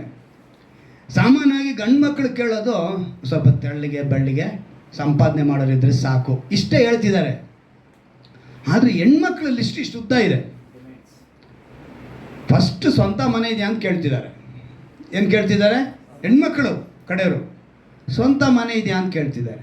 ನೆಕ್ಸ್ಟ್ ಹೇರ್ ಸ್ಟೈಲ್ ನೋಡ್ತಾರಂತೆ, ಕೆಲವರು 6 ಪ್ಯಾಕ್ ನೋಡ್ತಾರಂತೆ. ಏನಂತೆ? 6 ಪ್ಯಾಕ್ ಬೇಕಂತೆ ಕೆಲವರಿಗೆ. ಇನ್ನು ಕೆಲವರು ಏನು ಹೇಳ್ತಿದ್ರು ಅಂದರೆ, ಮೊನ್ನೆ FM ಕೂಡ ಅದನ್ನು ಹೇಳಿದ್ರು, ಸುಮಾರು 68% ಹೆಣ್ಮಕ್ಳು ಗಡ್ಡ ಬಿಟ್ಟವ್ರನ್ನ ಲೈಕ್ ಮಾಡ್ತಾರಂತೆ. ಏನಂತೆ? 68%, 32% ಮಾತ್ರನೇ ಗಡ್ಡ ಬಿಟ್ಟವ್ರು ಲೈಕ್ ಮಾಡ್ತೀವಂತೆ. ಅಂದರೆ ಇವತ್ತು ಕೆಲವರಿಗೆ ಗಡ್ಡ ಬೇಕು, ಕೆಲವರಿಗೆ ಗಡ್ಡ ಬೇಡ, ಕೆಲವರಿಗೆ ಹೇರ್ ಸ್ಟೈಲ್ ಹಾಗಿರಬೇಕು, ಕೆಲವರಿಗೆ ಹೇರ್ ಸ್ಟೈಲ್ ಹೀಗಿರಬೇಕು. ಅಂದರೆ ಈಗ ಮದುವೆ ಮಾಡ್ಕೊಳ್ಳೋ ಅಂಥ ಹೆಣ್ಮಕ್ಳು ಉದ್ಯೋಗ ಇದೆಯಾ? ಉದ್ಯೋಗದಲ್ಲಿ ಎಷ್ಟು ಬರ್ತೈತೆ? ಇದಕ್ಕಿನ್ನ ಮುಖ್ಯವಾದ ಬಹಳ ಘೋರವಾದದ್ದೇನು ಗೊತ್ತಾ? ಸಿಂಗಲ್ ಆಗಿದ್ದಾರಾ, ಜೊತೆಗೆ ತಂಗಿರು ಅವರು ಇವರು ಏನೋ ಇದ್ದಾರೆ, ನಮಗೆ ನಾದಿನಿ ಕಾಟ ಏನಾದ್ರು ಇರುತ್ತಾ ಅಂತ ನೋಡ್ತಾರಂತೆ. ಏನಂತೆ? ನಾದಿನಿ ಕಾಟ, ಅತ್ತೆ ಮಾವ ಇದ್ರೇ ಅವನು ಸಿಗೋದು ಬಿಡಿ, ಆದರೆ ನಾದಿನಿ ಕಾಟ ಇರಬಾರ್ದಂತೆ ಕೆಲವರಿಗೆಲ್ಲ. ಇಷ್ಟೆಲ್ಲ ಸೆಲೆಕ್ಷನ್ ಮಾಡ್ತಾ ಇದ್ದಾರೆ. ಅಂದರೆ ಅರ್ಥ ಮಾಡಿಕೊಳ್ಳುವ ಸ್ವಭಾವಗಳು ಇವತ್ತು ಕಡಿಮೆ ಆಗ್ತಾ ಇದೆ. ಲೋಕದಲ್ಲಿ ಕಣ್ಣು ಮುಂದೆ ಇರುವಂಥ ನಮ್ಮ ಸಂಬಂಧಗಳೊಂದಿಗೆ ನಾವು ಸರಿಯಾಗಿ ಅರ್ಥ ಮಾಡಿಕೊಡ್ತಿಲ್ಲ ಅಂತ ಹೇಳಿದ್ರೆ, ಪರಲೋಕದಲ್ಲಿರುವ ತಂದೆಯನ್ನು ನಾವು ಅರ್ಥ ಮಾಡಿಕೊಳ್ಳೋದು ಹೇಗೆ? ಕಣ್ಣು ಮುಂದೆ ಇರುವಂಥ ಸಂಬಂಧಗಳನ್ನ ನಾವು ಅರ್ಥ ಮಾಡಿಕೊಳ್ತಿಲ್ಲ. ಆದರೆ ಕಾಣದೇ ಇರುವಂಥ ತಂದೆಯಾದ ದೇವರನ್ನ ಅರ್ಥ ಮಾಡಿಕೊಳ್ಳೋದು ಹೇಗೆ ಅಂದರೆ, ಅದಕ್ಕೆ ಬೇಕಾಗಿರೋದು ಜ್ಞಾನವುಳ್ಳ ಆತ್ಮ. ಆ ಜ್ಞಾನವುಳ್ಳ ಆತ್ಮ, ಅಂದರೆ ಇದನ್ನು ಅರ್ಥ ಮಾಡಿಕೊಳ್ಳೋದಕ್ಕೆ ನಾವೇನು ಮಾಡಬೇಕು ಅಂದರೆ, ಈಗ ಪಾಯಿಂಟ್ ಏನು ಅಂತ ಹೇಳಿದ್ರೆ, ಗಂಡ ಹೆಂಡ್ತಿನೇ ಒಬ್ರಿಗೊಬ್ರು ಅರ್ಥ ಮಾಡ್ಕೊತಿಲ್ಲ. 60ರಿಂದ 80 ವರ್ಷ ಯೋಚನೆ ಮಾಡಿ, ಎಷ್ಟು ವರ್ಷ? 60ರಿಂದ 80 ವರ್ಷ. ಮಕ್ಕಳಾಗಿರ್ಬೋದು, ಯಾರೇ ಆಗಿರ್ಬೋದು, ಗಂಡನ ಜೊತೆ ಸಂಬಂಧ ಅರ್ಥ ಮಾಡ್ಕೊಳ್ಳೋದಕ್ಕೆ ಒಂದು ಅಮ್ಮ ಅಂದರೆ 80 ವರ್ಷ, ಹೆಂಡತಿ ಅಂದ್ರೆ ಜೊತೆಗೆ ಸಂಬಂಧ ಇರಬೇಕು ಅಂದರೆ ಒಂದು 80 ವರ್ಷ. ಕಾಲ ಮುಗಿದೋಯ್ತು. ನಂತರ ಅವರಿಬ್ಬರು ಯಾರು ಅಂತಲೇ ಗೊತ್ತಾಗಲ್ಲ. ಅದಕ್ಕೆ ದೇವರ ವಾಕ್ಯ ಒಂದು ಮಾತು ಬರೆಯಲ್ಪಡಿದೆ ಮತ್ತಾಯನ ಬರೆದ ಸುವಾರ್ತೆಯಲ್ಲಿ 22ನೇ ಅಧ್ಯಾಯ. ಮತ್ತಾಯನ ಬರೆದ ಸುವಾರ್ತೆ 22ನೇ ಅಧ್ಯಾಯ ಒಂದು ಮಾತು ಬರೆಯಲ್ಪಡಿದೆ, ನೆನಪಿಗೆ ತರ್ತೀನಿ ನೋಡಿ ನಿಮಗೆ. 22ನೇ ಅಧ್ಯಾಯ 30ನೇ ವಾಕ್ಯ. ಪುನರುತ್ಥಾನವಾದ ಮೇಲೆ ಮದುವೆ ಮಾಡಿಕೊಳ್ಳುವುದೂ ಇಲ್ಲ, ಮಾಡಿಕೊಡುವುದೂ ಇಲ್ಲ, ಪರಲೋಕದಲ್ಲಿರುವ ದೇವದೂತರಂತೆ ಇರ್ತಾರಂತೆ. ಯಾವುದು? ಪುನರುತ್ಥಾನ. ಅಂದರೆ ಇಲ್ಲೊಂದು ವಿಷಯ ನಡೀತಾ ಇದೆ. ಒಂದು ಸ್ತ್ರೀ 7 ಜನನ ಮದುವೆ ಆಗಿಬಿಡ್ತಾಳೆ. ಎಷ್ಟು ಜನನ? ಇಲ್ಲಿ ಮೇಲೆ ನೋಡಿ, ಅಣ್ಣ ತೀರ್ಕೊಂಡ, ಅವನ ತಮ್ಮ ಮೇಲೆ ನಾನು 25ನೇ ವಾಕ್ಯ. ನಮ್ಮಲ್ಲಿ 7 ಮಂದಿ ಅಣ್ಣ ತಮ್ಮಂದಿರಿದ್ದರು. ಮೊದಲನೇವನು ಮದುವೆ ಮಾಡಿ ತಿರಿ ಹೋದನು, ಅವನ ಸಂತಾನವಿಲ್ಲದ ಕಾರಣ ಹೆಂಡತಿ ತನ್ನ ತಮ್ಮನಿಗೆ ಬಿಟ್ಟನು. ಅದರಂತೆ 2ನೇವನು, 3ನೇವನು ಮತ್ತು 7ನೇವರೆಗೂ ಆಯಿತು. ಅವನು ಕೊನೆಯಲ್ಲಿ ಪರಲೋಕದಲ್ಲಿ ಬಂದರೆ ಅವಳು ಯಾರಿಗೆ ಹೆಂಡತಿಯಾಗಿರ್ತಾಳೆ ಅಂತ ಈ ಪ್ರಶ್ನೆ. ಆಗ ದೇವರು ಏನಂತ ಹೇಳ್ತಾರೆ ಗೊತ್ತಾ? ಪರಲೋಕಕ್ಕೆ ನೀವು ಬಂದ ಮೇಲೆ, ಪುನರುತ್ಥಾನ ಹೊಂದಿದ ಮೇಲೆ ಅಲ್ಲಿ ಮದುವೆ ಮಾಡಿಕೊಳ್ಳುವುದೂ ಇಲ್ಲ, ಮಾಡಿಕೊಡುವುದೂ ಇಲ್ಲ. ಅರ್ಥ ಅಲ್ಲಿ ಏನಂತ ಹೇಳಿದ್ರೆ, ಅಲ್ಲಿ ಒಬ್ರಿಗೊಬ್ರು ನೋಡ್ತೀವಿ ಹೊರತು ಇವಳು ನನ್ನ ಗಂಡ, ಇವಳು ನನ್ನ ಹೆಂಡತಿ ಅನ್ನೋ ಸಂಬಂಧನೇ ಕಾಣಿಸಲ್ಲ. ಅಲ್ಲಿ ಯಾರೂ ಇಲ್ಲ, ಅಲ್ಲಿ ಎಲ್ಲರೂ ಕೂಡ ದೇವರ ಮಕ್ಕಳು. ಒಂದೇ ಸೀನ್ ಅಷ್ಟೇ. ಎಲ್ಲಿ? ಪುನರುತ್ಥಾನವಾದ ಮೇಲೆ ಪರಲೋಕದಲ್ಲಿ. ಹಾಗಿರುವಾಗ ಈ ಸಂಬಂಧಗಳೆಲ್ಲ ಬರೀ 60-80 ಇಷ್ಟೇ ಮುಗಿದೋಯ್ತು. ಆದರೆ ಮರಣದ ನಂತರ ನಿತ್ಯ ಜೀವ ಇರಬೇಕು ಅಂದರೆ ನಮ್ಗೆ ಯಾರು ಗೊತ್ತಿರಬೇಕು? ತಂದೆಯಾದ ದೇವರು ಗೊತ್ತಿರಬೇಕು, ಅವ್ರನ್ನ ಅರ್ಥ ಮಾಡ್ಕೊಂಡಿರಬೇಕು. ಅದನ್ನು ನಾನು ಇವತ್ತು ನಿಮಗೆ ತಿಳಿಪಡಿಸ್ತಿದ್ದಾರೆ ದೇವರು. ತಂದೆಯಾದ ದೇವರು ನೀವೇನು ಮಾಡಬೇಕು? ತಿಳ್ಕೋಬೇಕು. ತಿಳ್ಕೊಂಡಾಗಲೇ ಆ ದೇವರು ಆ ಜ್ಞಾನವುಳ್ಳ ಆತ್ಮದಿಂದ ನಿಮ್ಮನ್ನು ಬಲಪಡಿಸೋದಕ್ಕೆ ಸಾಧ್ಯ. ನಾವು ತಂದೆಯಾದ ದೇವರನ್ನ ಅರ್ಥ ಮಾಡಿಕೊಳ್ಳಬೇಕು. ನಿತ್ಯ ಜೀವ ಅಂದರೆ ಆ ಕೊಲೋಸ್ಯರು 1ನೇ ಅಧ್ಯಾಯನ ತೆಗೆದುಕೊಳ್ಳಿ. ಅದರಲ್ಲಿ ಕೊನೆಯದಾಗಿ ಒಂದು ಮಾತು ಬರೆಯಲ್ಪಟ್ಟಿದೆ. ಕೊಲೋಸ್ಯರಿಗೆ ಬರೆದ ಪತ್ರಿಕೆ 1ನೇ ಅಧ್ಯಾಯ 20ನೇ ವಾಕ್ಯನ ಇನ್ನೊಂದ್ಸಲಿ ನಾವು ಗಮನಿಸೋಣ. ಕೊಲೋಸ್ಯರಲ್ಲಿ 1ನೇ ಅಧ್ಯಾಯ 20ನೇ ವಾಕ್ಯ. ಶಿಲುಬೆಯ ಮೇಲೆ ಸುರಿಸಿದ ರಕ್ತದಿಂದ ತಾನು ಸಮಾಧಾನವನ್ನು ಉಂಟು ಮಾಡಿ ಭೂಪರ ಲೋಕಗಳಿರುವ ಸಮಸ್ತವನ್ನು ಆತನ ಮೂಲಕ ತನಗೆ ಸಂಧಾನಪಡಿಸಿಕೊಳ್ಳಬೇಕೆಂದಲು ನಿಷ್ಕರ್ಷ. ಸಮಾಧಾನವಾಗಿರಬೇಕು ತಂದೆಯಾದ ದೇವರೊಂದಿಗೆ. ಈ ಸಮಾಧಾನ ಕೆಡೋದಕ್ಕೆ ಏನು ಕಾರಣ ಅಂತ ಹೇಳಿದ್ರೆ 21ನೇ ವಾಕ್ಯದಲ್ಲಿ ಬರೆಯಲ್ಪಟ್ಟಿದೆ, ನೀವು ಹಿಂದಿನ ಕಾಲದಲ್ಲಿ ಅನ್ಯರು ದುಷ್ಕೃತ್ಯಗಳು, ಏನು ಮಾಡ್ತಿದ್ವಿ ನಾವು? ದುಷ್ಕೃತ್ಯಗಳು, ಅಪರಾಧ, ಪಾಪ, ಅಕ್ರಮ ಇವೆಲ್ಲ ನಮ್ಮಲ್ಲಿದ್ದ ನಿಮಿತ್ತ ದೇವರಿಗೂ ನಮಗೇನಿರಲಿಲ್ಲ, ಸಮಾಧಾನ ಇರಲಿಲ್ಲ. ಈ ಸಮಾಧಾನನ ನಮಗೆ ಉಂಟು ಮಾಡಬೇಕಂತೇಳಿ ತನ್ನ ಒಬ್ಬನೇ ಕುಮಾರನನ್ನು ಲೋಕಕ್ಕೆ ಕಳಿಸಿದ್ರು. ಯಾರು? ತಂದೆಯಾದ ದೇವರು. ಈಗ ಆ ಕಳಿಸಿದಂಥ ದೇವರನ್ನು ನಾವು ಅರ್ಥ ಮಾಡಿಕೊಳ್ಬೇಕು. ನಮಗೋಸ್ಕರ ಅವರು ಕಳಿಸ್ಕೊಟ್ಟಿದ್ದಾರೆ. ಆ ತಂದೆಯಾದ ದೇವರನ್ನ ಅರ್ಥ ಮಾಡಿಕೊಂಡಾಗ ಖಂಡಿತವಾಗಲೂ ನಮಗೆ ಆಶೀರ್ವಾದ ಉಂಟಾಗುತ್ತೆ. ಎಷ್ಟು ಜನಕ್ಕೆ ಗೊತ್ತು ದಾರಿ ತಪ್ಪಿದ ಕುಮಾರ, ಕೆಟ್ಟ ಕುಮಾರನ ಕತೆ ಅಲ್ವಾ? ನೆಕ್ಸ್ಟು ಸಂಡೇ ಕ್ಲಾಸ್ ಮಕ್ಕಳ ಮೂಲಕ ಅದನ್ನು ಮಾಡಿಸ್ಬೇಕು ಅಂತ ಅಂದ್ಕೊಂಡಿದ್ದೀನಿ ನಾನು. ಬಹಳ ಒಂದು ಅದ್ಭುತವಾದ ವಿಷಯ ಅದು ಪರಲೋಕ ನಿತ್ಯ ಜೀವಕ್ಕೆ ಸಂಬಂಧಪಟ್ಟಿದಂಥ ಒಂದು ಸ್ಟೋರಿ ಅದು.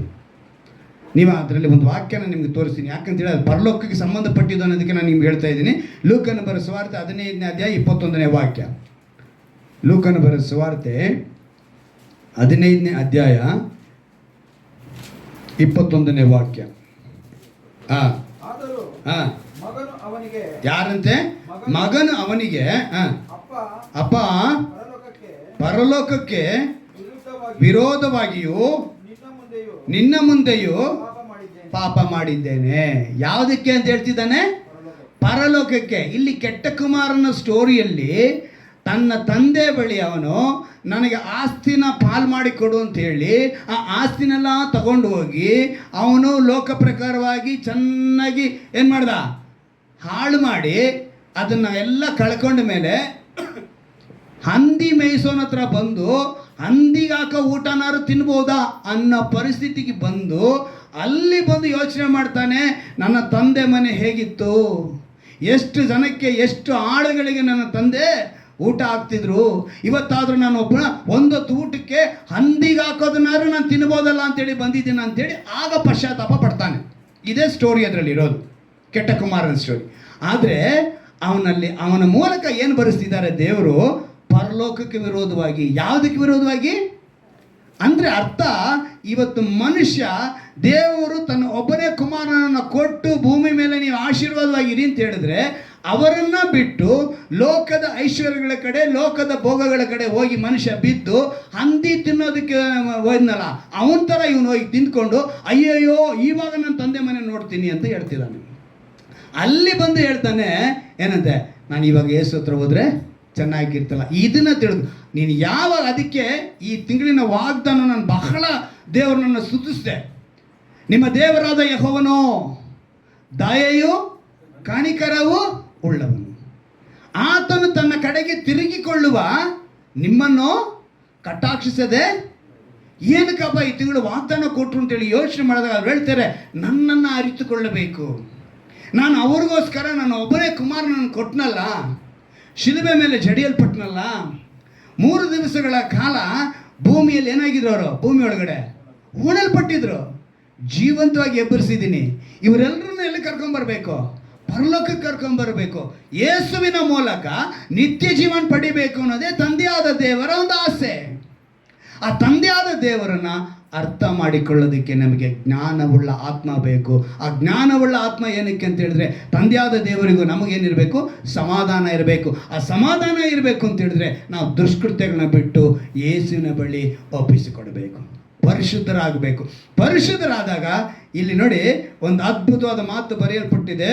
ಅಪ್ಪ, ಪರಲೋಕಕ್ಕೆ ವಿರೋಧವಾಗಿ ನಿನ್ನ ಮುಂದೆಯೂ ಪಾಪ ಮಾಡಿದ್ದೇನೆ, ಇದು ನಾನು ನಿನ್ನ ಮಗನೆನಿಸಿಕೊಳ್ಳೋದಕ್ಕೆ ಯೋಗ್ಯನಿಲ್ಲ ಎಂದು ಹೇಳಲು. ಏನಂತ ಹೇಳಿದ್ರು? ನಾನು ಯೋಗ್ಯನಲ್ಲ ಅಂತ ಹೇಳ್ತಾನೆ. ವಾಗ್ದಾನ ಹೇಳು, ತನ್ನ ಕರೆಗೆ ತಿರುಗಿಕೊಳ್ಳುವ ಪ್ರತಿಯೊಬ್ಬನನ್ನು ಅವ್ರೇನು ಮಾಡಲ್ಲ, ಕಟಾಕ್ಷಿಸದೆ ಇರು. ಹಂಗೆ ಹೇಳಿದ ಕೂಡಲೇ ಅವನೇನು ಮಾಡಂತೆ, ತನ್ನ ಆಳುಗಳಿಗೆ ಶ್ರೇಷ್ಠವಾದ ನಿಲುವಂಗಿ. ಏನಂತ ಹೇಳಿದ್ರು? ತನ್ನ ಆಳುಗಳಿಗೆ ಶ್ರೇಷ್ಠವಾದ ನಿಲುವಂಗಿ. ನೀನು ಯಾವಾಗ ತಿರುಗಿಕೊಳ್ತೀಯೋ ರಕ್ಷಣೆ ಎಂಬ ನಿಲುವಂಗಿ. ಹಲ್ಲೆಲೂಯಾ. ನಿನಗೇನು ಕೊಡ್ತಾರೆ ಅವರು? ರಕ್ಷಣೆ ಎಂಬ ನಿಲುವಂಗಿನ ಕೊಡ್ತಾರೆ. ನೆಕ್ಸ್ಟ್ ಅಲ್ಲಿ ನೋಡಿ, ತಟ್ಟನೆ ತಂದು ಇವನಿಗೆ ತೊಡಿಸಿರಿ, ಇವನ ಕೈಗೆ ಉಂಗುರವನ್ನ, ಏನಂತೆ? ಉಂಗುರ, ಅಧಿಕಾರ ಕೊಡ್ತಾರೆ. ಯಾವ ಅಧಿಕಾರ? ಪುತ್ರ ಭಾಗ್ಯ. ಅಪ್ಪ ತಂದೆ ಎಂಬ ಕರೆಯುವ ಅಧಿಕಾರ, ಆ ಉಂಗುರ ಕೊಡ್ತಾರೆ. ಉಂಗುರ ಕೊಡೋದು ಯಾವಾಗ ಗೊತ್ತಾ? ಗಂಡು ಹೆಣ್ಣು ಮದುವೆ ಮಾಡಿದಾಗ ಕೊಡ್ತಾರೆ. ರಾಜನಾಗಿ ಆಳ್ವಿಕೆ ಮಾಡುವಾಗ ಕಿರೀಟ ಉಂಗುರ ತೋಡಿಸ್ತಾರೆ. ಕಾರಣ ಏನು? ಒಂದು ಅಧಿಕಾರ. ಗಂಡ ಎಂಬ ಅಧಿಕಾರ ಆಕೆಗೂ, ಹೆಂಡತಿ ಎಂಬ ಅಧಿಕಾರ ಇವರಿಗೂ, ಇವರಿಬ್ಬರು ಸೇರೋದಕ್ಕೆ, ಒಂದು ರಾಜ್ಯವನ್ನು ಆಳ್ವಿಕೆ ಮಾಡೋದಕ್ಕೆ ಒಬ್ಬನಿಗೆ ಕಿರೀಟವನ್ನು, ರಾಜಮುದ್ರೆ ಉಂಗುರವನ್ನು ಅವನು ಕೊಡ್ತಾರೆ. ಹಾಗೆ ದೇವರೇನು ಮಾಡ್ತಾರೆ? ನಿನಗೆ ಉಂಗುರವನ್ನು ತೊಡಿಸಿ ನಂತರ ಹೇಳ್ತಾರೆ, ಕಾಲಿಗೆ ಜೋಡು ಮೆಟ್ಟಿಸಿರಿ. ಅಂದರೆ ಸತ್ಯವೆಂಬ ವಾಕ್ಯಗಳಿಂದ ನಿಮ್ಮನ್ನು ನಡೆಸ್ತಾರೆ ದೇವರು. ಯಾಕಂದರೆ ಅವರ ವಾಕ್ಯ ನಮ್ಮ ಕಾಲಿಗೆ ದೀಪವು ಬೆಳಕು ಆಗಿದೆ. ಆ ರೀತಿಯಾಗಿ ಆ ಪಶುವನ್ನು ತಂದು ಕೊಯ್ಯಿರಿ, ಹಬ್ಬ ಮಾಡೋಣ, ಉಲ್ಲಾಸ ಪಡೋಣ. ಕೊಯ್ದ್ರ ಇಲ್ವೋ ಯೇಸು ಕ್ರಿಸ್ತನನ್ನ? ನಮಗೋಸ್ಕರ ಶಿಲುಬೆ ಮೇಲೆ ಕೊಯ್ಸಿದ್ರು. ಕಾರಣ ಏನು? ನಾವೆಲ್ಲ ಚೆನ್ನಾಗಿರಬೇಕು ಅಂತೇಳಿ ತಂದೆಯಾದ ದೇವರು ಇಷ್ಟು ಅದ್ಭುತಗಳನ್ನ ಮಾಡಿದ್ದಾರೆ. ಆದರೆ ನಾವು ಇವತ್ತೇನು ಮಾಡ್ತಿಲ್ಲ? ತಂದೆಯಾದ ದೇವರನ್ನ ಅರಿತುಕೊಳ್ತಿಲ್ಲ. ಅಂದರೆ ಇವತ್ತು ನೀವು ಕೇಳಬೇಕು, ಮೊಣಕಾಲಾಕಿ ನಾವು ಕೇಳೋಣವಾ? ಏಸಯ್ಯ, ತಂದೆಯಾದ ದೇವರನ್ನ ಅರಿತುಕೊಳ್ಳುವ ಜ್ಞಾನವುಳ್ಳ ಆತ್ಮವನ್ನು ನಮಗೆ ಕೊಡಿ. ಪರಲೋಕ, ಈ ಸ್ಟೋರಿಯಲ್ಲಿ ನಾವು ನೋಡಿದ ಪೂರ್ತಿ ಎಲ್ಲ ನಿತ್ಯ ಜೀವ ಪಡೆಯಬೇಕೆಂಬುದಕ್ಕೇ ಇವತ್ತು ನೀವು ನಾವು ಕೇಳಬೇಕು. ಆ ತಂದೆಯಾದ ದೇವರನ್ನು ನಾವು ಅರಿತುಕೊಳ್ಳಬೇಕು. ವಾಕ್ಯವನ್ನು ನಾವು ಧ್ಯಾನ ಮಾಡಿದಂತೆ ಪರಲೋಕದ ಕಡೆ ನಾವು ಬಂದಿದ್ದೀವಿ. ಆ ಪರಲೋಕದಲ್ಲಿ ನಮಗೆ ನಿತ್ಯ ಜೀವ ಕೊಡುವುದಕ್ಕಾಗಿ ಯೇಸು ಕ್ರಿಸ್ತನು ಇವತ್ತು ನಮಗೊಂದು ಒಳ್ಳೆಯ ಅಂಶವನ್ನು ಕೊಟ್ಟಿದ್ದಾರೆ. ಈ ಮಾತಿನಂತೆ ನಾವೇನು ಮಾಡಬೇಕು? ಆ ವಾಕ್ಯಗಳನ್ನು ಕೇಳಿಕೊಂಡವರಾಗಿ ದೇವರ ಬಳಿ ನಾವು ಹೊಂದಿಕೊಳ್ಳಬೇಕು. ಆ ಆಶೀರ್ವಾದನ ಹೊಂದಿಕೊಳ್ಳಬೇಕು. ದೇವರ ಮಾತು ಏನಂತ ಹೇಳಿದೆ, ನಮ್ಮ ಕರ್ತನಾದ ಯೇಸು ಕ್ರಿಸ್ತನ ದೇವರು, ಪ್ರಭಾವ ಸ್ವರೂಪನಾದ ತಂದೆಯು ಆಗಿರುವಾತನು ತನ್ನ ವಿಷಯವಾಗಿ ತಿಳುವಳಿಕೆಯನ್ನು ಕೊಟ್ಟು ಇದುವರೆಗೆ ಗುಪ್ತವಾಗಿದ್ದ ಸತ್ಯಾರ್ಥಗಳನ್ನು ತಿಳುಕೊಳ್ಳುವ ಜ್ಞಾನವುಳ್ಳ ಆತ್ಮವನ್ನು ನಿಮಗೆ ದಯಪಾಲಿಸಬೇಕೆಂದು ಪ್ರಾರ್ಥಿಸುತ್ತೇನೆ.